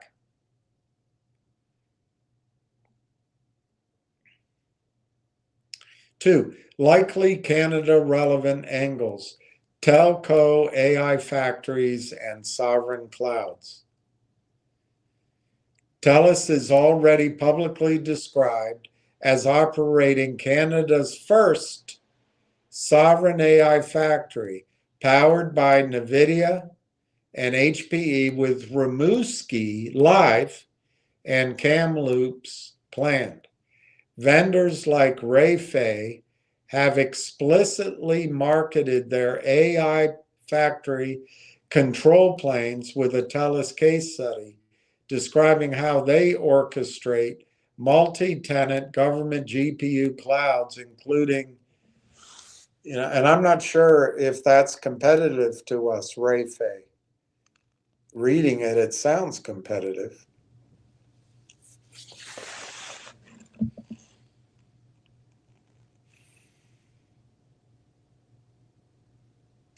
So the RLAIF marketing aligns almost perfectly with NVIDIA's AI factory narrative. Click here. This increases the odds that any GTC 26 material on, quote, AI factories used by sovereign AI clouds, unquote, will either mention Canadian deployments or link out to partner case studies like the RLAIF Telus one that explicitly name Canada.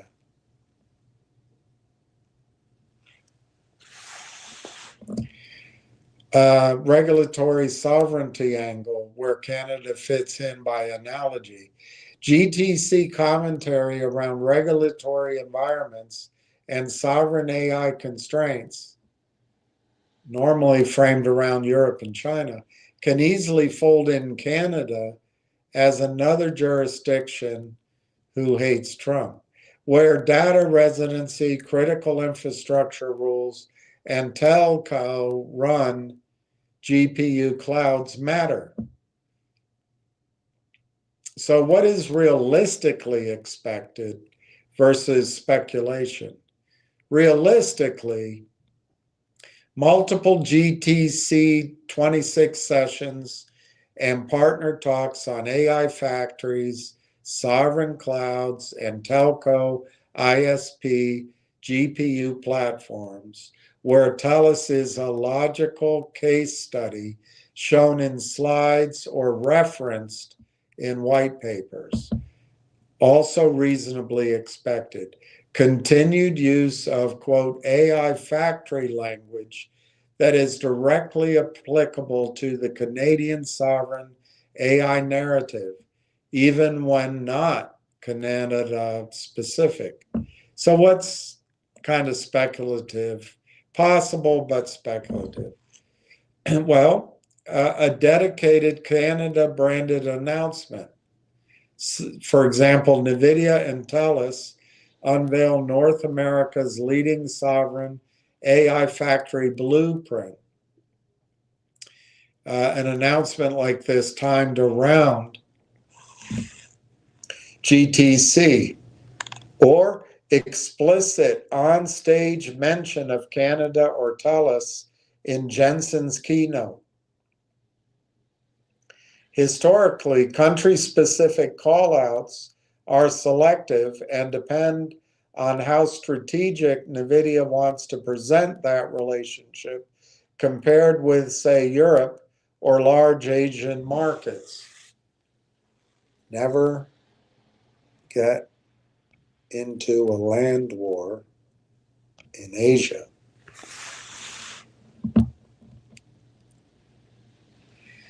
Right now, the most concrete information is around the global focus of GTC 2026, which is AI factories, agentic AI, next-gen Rubin Vera silicon, and existing public material that positions Telus and RLAIF, what the hell is RLAIF, as Canadian AI factory sovereign examples, which gives you a strong basis to expect Canada to appear in the examples and partner content, even if not as a headline theme.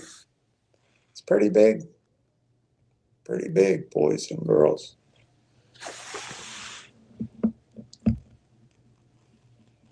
NVIDIA's Canadian ties span sovereign AI infrastructure, cloud partners, startups, and at least one acquisition. So, Sovereign AI Factory, Telus, and NVIDIA jointly building Canada's first sovereign AI factory, with Telus as the first North American service provider in the NVIDIA Cloud Partner Network, deploying Hopper/Blackwell class GPUs in Rimouski, and then later in British Columbia. The factory is positioned as end-to-end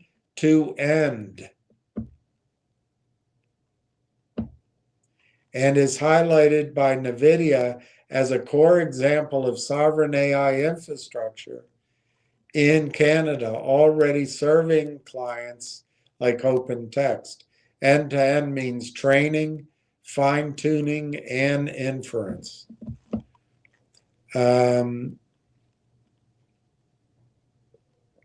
So there's micrologic. I'm going to skip it. There's hypertech. I'm going to skip that.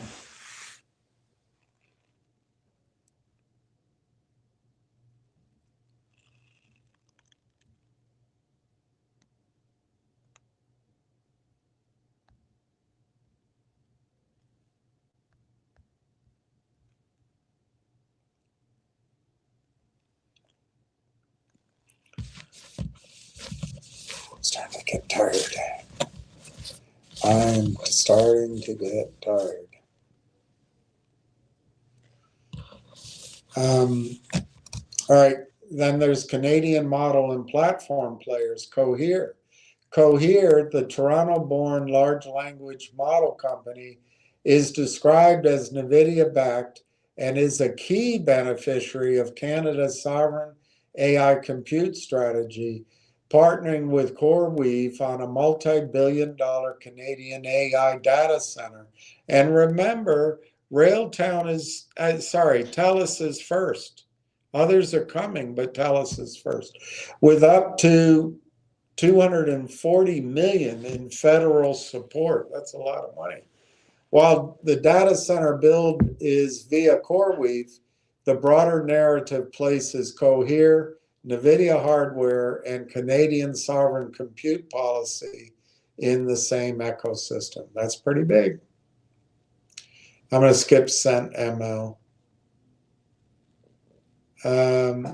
So national level, NVIDIA highlights Canada in its sovereign AI narrative, pointing to Telus's facility as providing end-to-end AI capabilities with full Canadian data residency and control, powered by 99% renewable electricity and serving enterprise customers, including OpenText.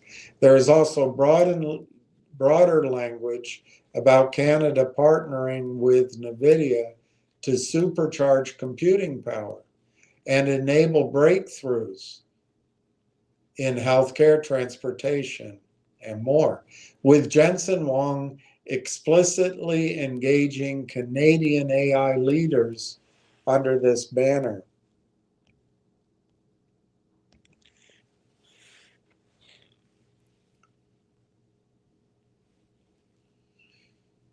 So startup access, Telus and LSpark are providing Canadian startups access to an AI factory for Canadian startups powered by NVIDIA, aimed at speeding up AI development on sovereign infrastructure. In short, Canada is now a named sovereign AI showcase for NVIDIA. Telus, the sovereign AI factory, MicroLogic, a cloud, Hypertech, infra partner, Cohere, NVIDIA-aligned model player, and CentML acquired. Anyway, it's all Canada, NVIDIA, and Railtown's right there. And what about Cohere?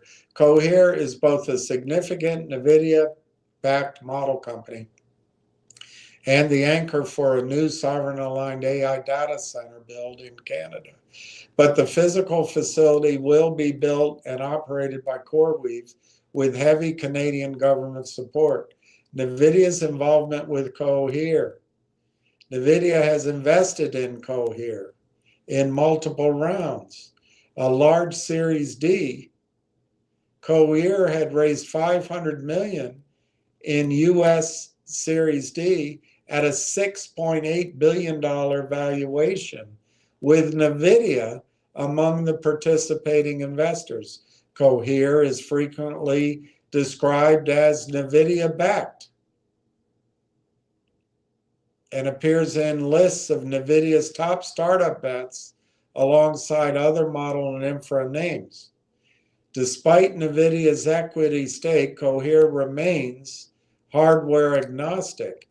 It has expanded partnerships with AMD, Oracle Cloud, and others. Cohere is teaming with CoreWeave to build and deploy a multi-billion-dollar AI data center in Canada, which is great, but remember, Telus is first, ready to go.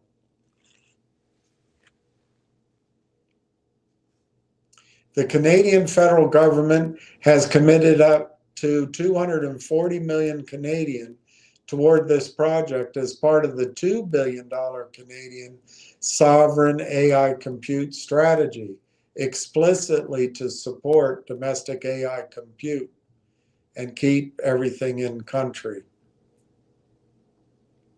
It'll be run by CoreWeave. Cohere's scale and trajectory. Cohere had raised almost $1 billion USD by late 24, and then reached $1.6 billion US dollars by late 25, with investors including NVIDIA, AMD, Cisco, Salesforce, PSP, BDC, and others. The company has grown rapidly. Internal communications referenced in Bloomberg and LinkedIn note annualized revenue around 35 million USD in 24, and later hitting 150 million USD annualized. By the way, both those numbers, I think Railtown can reasonably be expected to achieve on a predictable, in other words, forward projection basis as soon as this summer. That's my opinion. We'll see if I'm right. In summary, NVIDIA is a recurring strategic investor in Cohere. Is that clear about Cohere? All right, this is Ed Henderson. Ward sent me this. Ed Henderson wrote, when BlackBerry legends write checks, the tech world pays attention.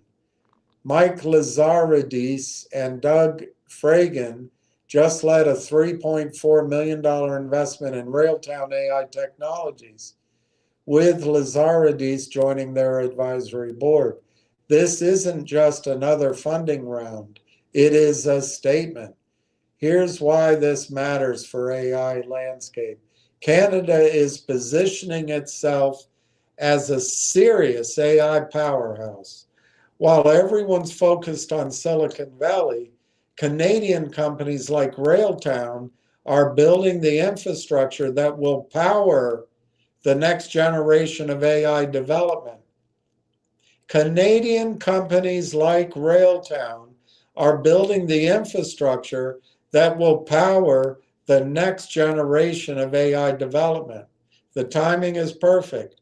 As AI agents become mainstream, developers need better tools to build, deploy, and manage AI agents at scale.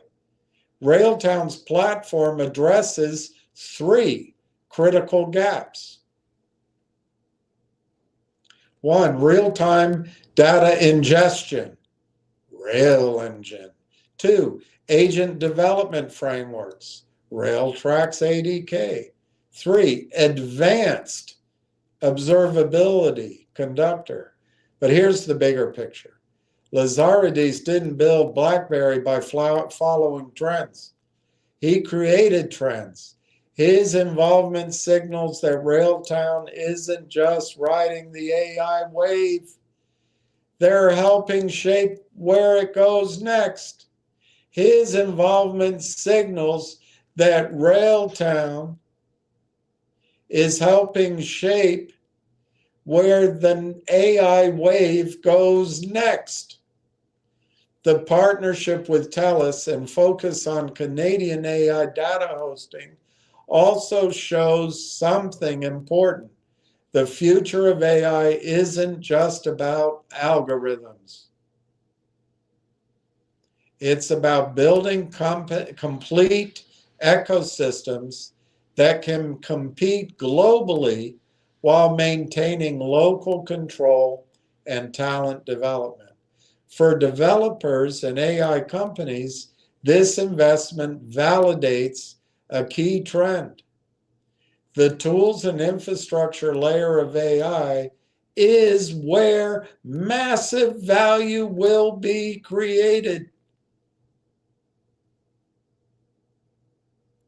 The tools and infrastructure layer of AI is where massive value will be created.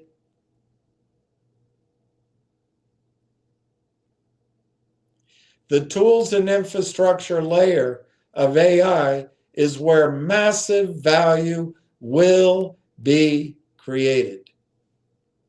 Not just the models themselves, but the platforms that make AI development accessible and scalable. What do you think will be the next big infrastructure play in AI?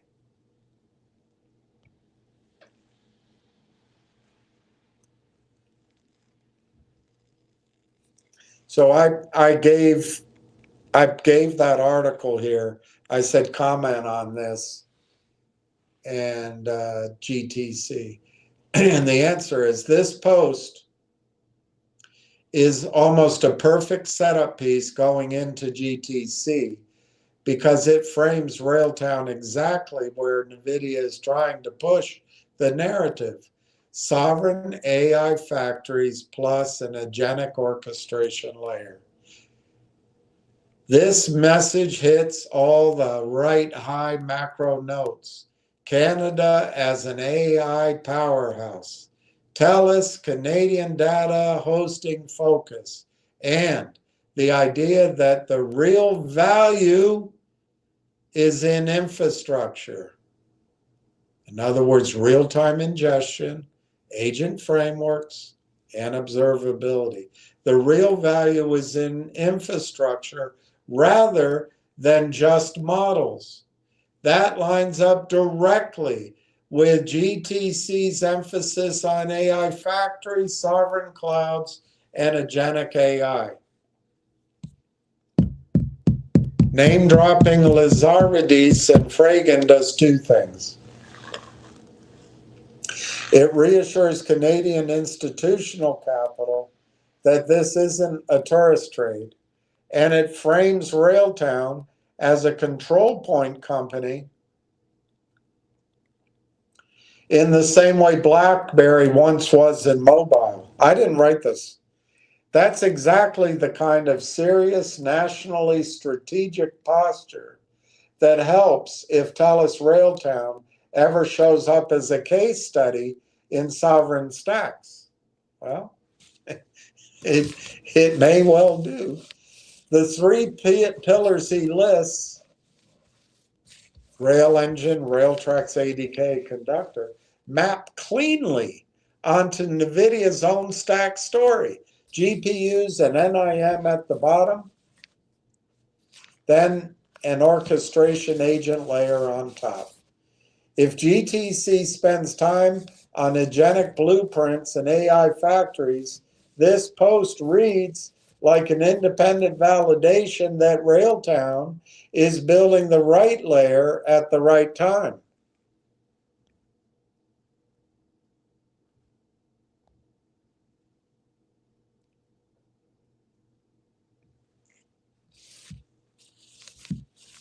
From a market psychology standpoint, having this kind of LinkedIn narrative out before GTC is ideal.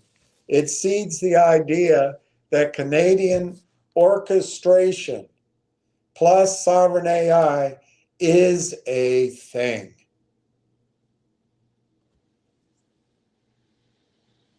That's not my bad baby.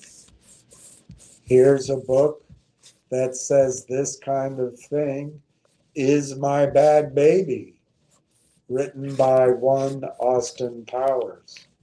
It seeds the idea that Canadian orchestration plus sovereign AI is a thing. So if GTC has even modest Telus Canadian sovereign AI moments, investors can mentally plug Railtown into that thing. The risk would be the reverse. If this landed after GDC, the article, it would like a pure attempt to imitate Kathy Ark at the Ark investment fund, always chasing the news cycle. Net, as a positioning agent, this is strong, very well timed. If GTC 26 gives any airtime to Canada's sovereign AI factories or telco AI stacks, this post will feel prescient rather than promotional. And it makes a Lazardis-backed Railtown look like Railtown is sitting exactly where the puck is going. What the puck? All right, last comment. Telus Sovereign AI timeline. Telus Sovereign AI Factory is a flagship NVIDIA-powered project with Rimouski, Quebec as the initial live site and Kamloops planned next. It was announced in March of 25 as Canada's first sovereign AI factory and NVIDIA cloud partner. Rimouski went live in September 25. It's already serving customers like startups via LSpark partnership. It's named Canada's fastest supercomputer by November 25. Kamloops expansion follows Rimouski ramp up with no firm date. Modular design allows phase scaling.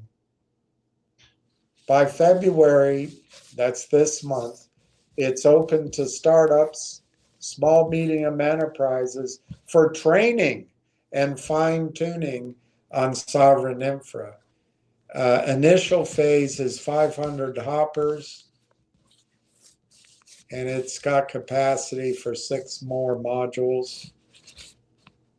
So the first phase is 1 module, 10,000 square feet, network, NVIDIA Quantum 2, and it's got a bunch of teraflops.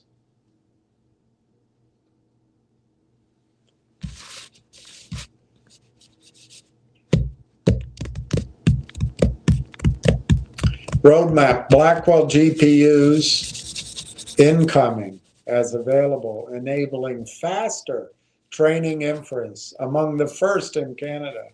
Power and infra, 99% renewable energy, HPZ design, natural cooling, 75% less water used, 3 times more efficient than average data centers, tied to Telus Pure Fiber.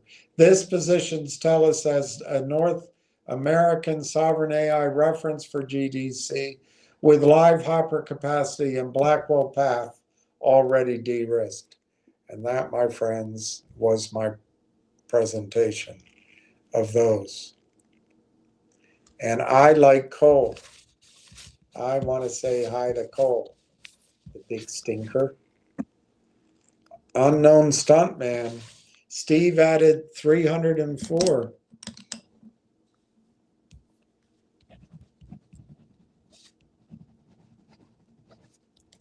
I love it. Of course, if you turn 304 upside down, that's not so good. You probably should have bought 303. McKinley Bob, still.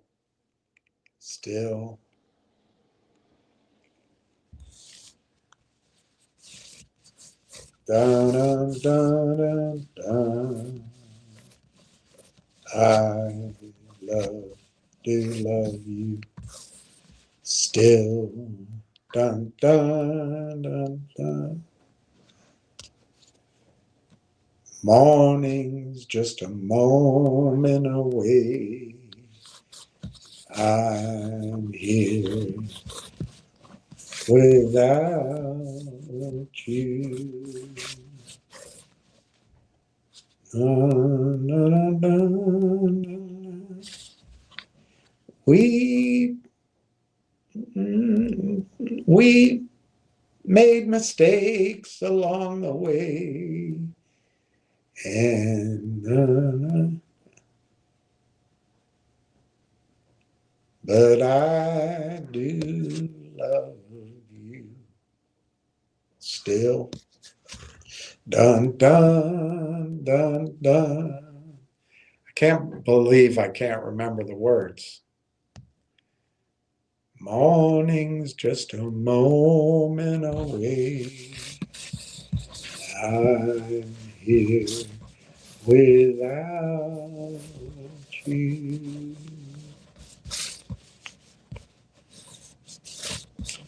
McKinley Bob, still asking everyone for money. Well, you're just still stealing it from everybody. What's wrong with you? I don't know. What's wrong with you, McKinley Bob? Jack Hamilton.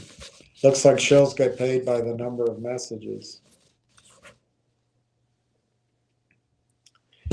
Are these news flash that you put across the screen, are they official news from Railtown? Are you dumber than a brick? Do you have the brains your mother born you with?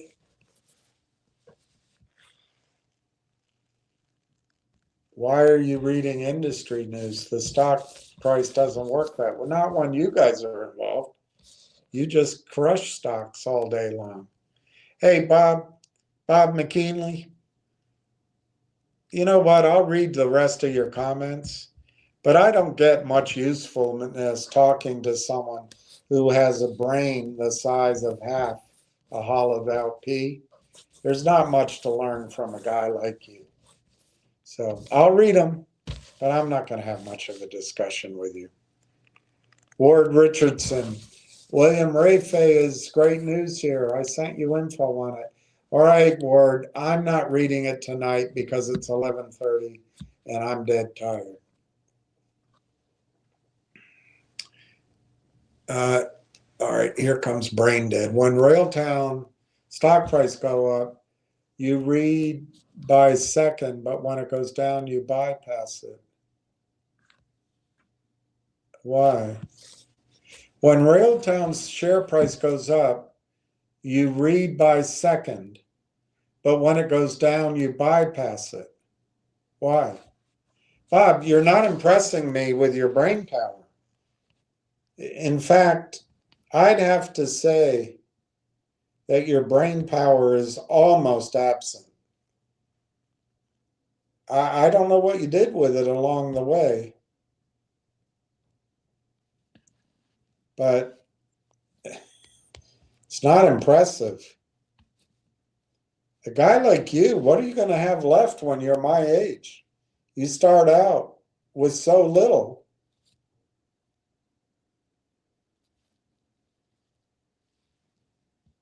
So little.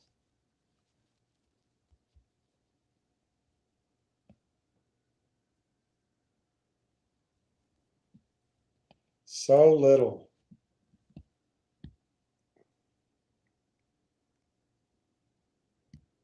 So little.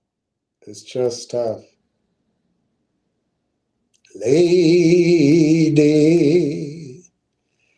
morning's just a moment away, and I'm here without you. You laughed at me. You said you never needed me. I wonder if you need me now. We played the games that people play. We made our mistakes along the way. Somehow I know deep in my heart you needed me. Remembering the pain, if I must say, it's deep in my mind and locked away. But then, most of all, I do love you. Ba-dum-dum-dum-dum. Still, those memories,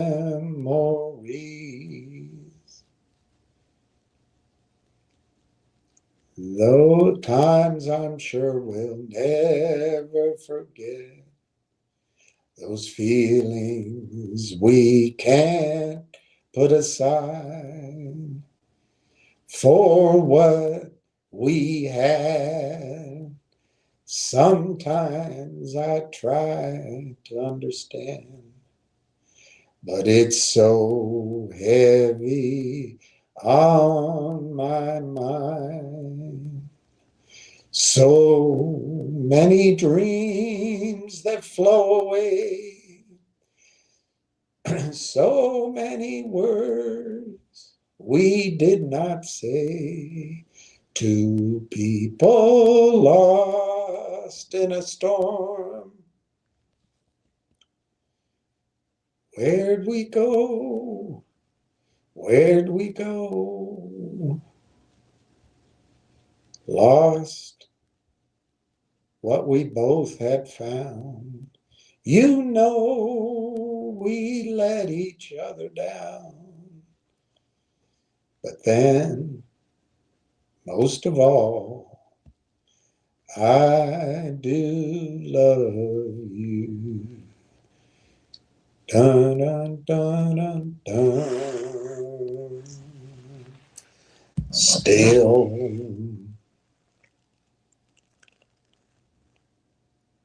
Are you a person or a screwed up computer?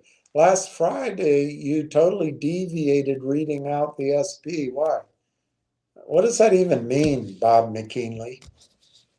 I think maybe your next stop should be to, I don't know, can a surgeon help you with your brain? You lost something. Bob McKinley. Yes, keep on dissing us. You'll lose more viewers. What? You came on here, so now you're a viewer. And if I get upset with you, you're going to leave. So I'm going to lose a viewer. Gained one, lose one. Gain an idiot, lose an idiot. Peace. I would take peace. Bob McKinney, a little angry you're getting, are you? I think I'm not getting angry. I don't see that. I don't see that at all.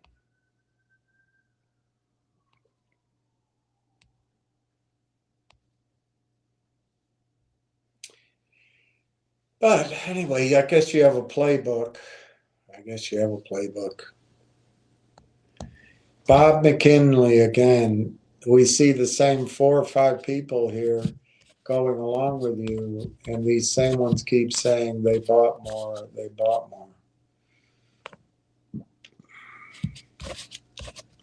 Bob, did you get out of high school? What was your GPA?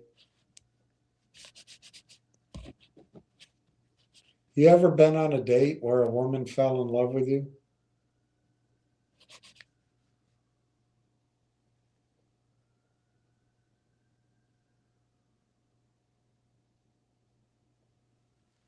And Bob, I doubt that's your name. Not convincing. All right, I came to the end of Bob. So we can say goodbye to Bob. Bye, Bob.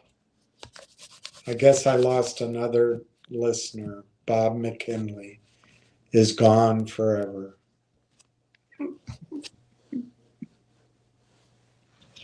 I'm going to miss Bob. How can I survive without Bob?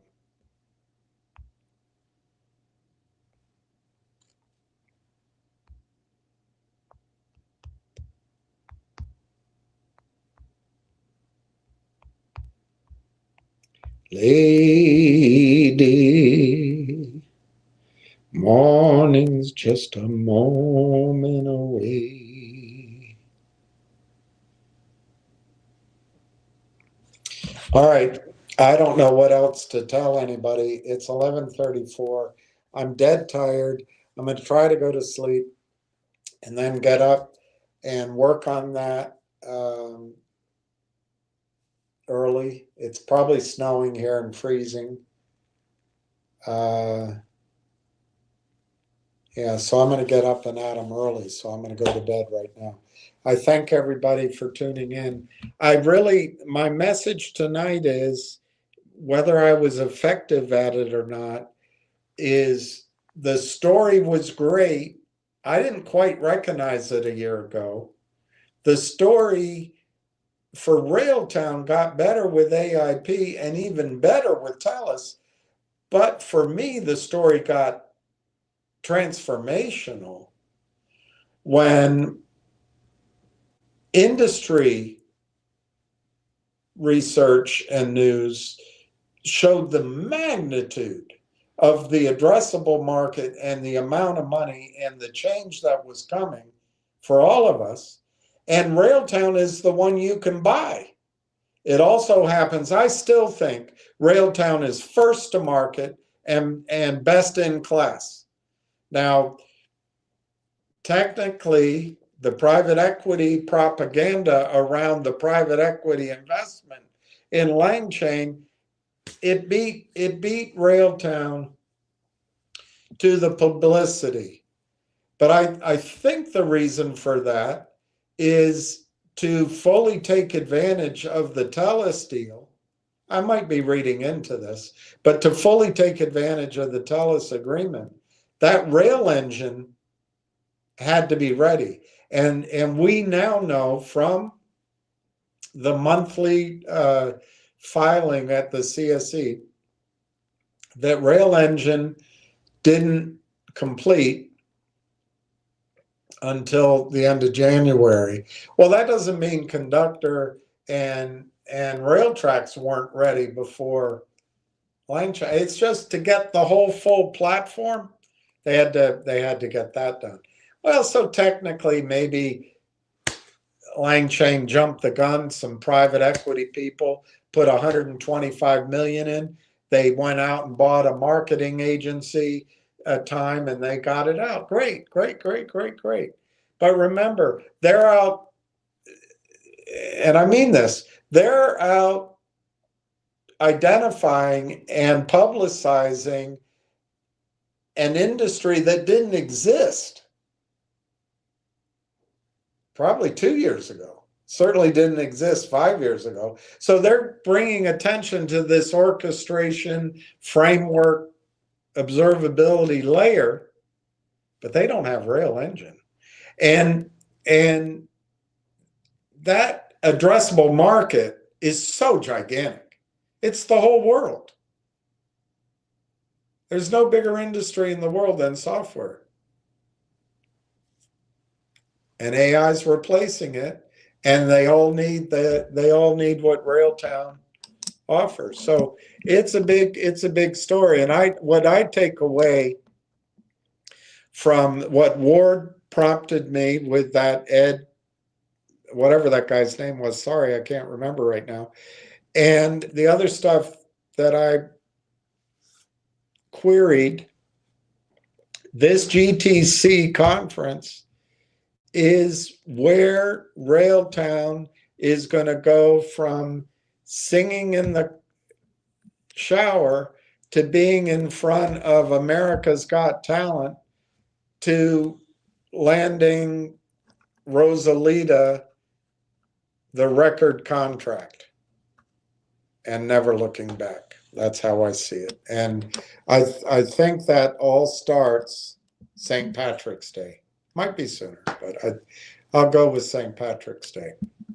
And we'll be wearing the green on St. Patrick's Day. So with that, I wish everybody peace. If you think about it, pray for peace in the world. It's pretty important. And I hope, Chestnut, I hope you give Cole a hug and pick up one of his big paws. Anyway, I'll see y'all tomorrow at some point. Cheers.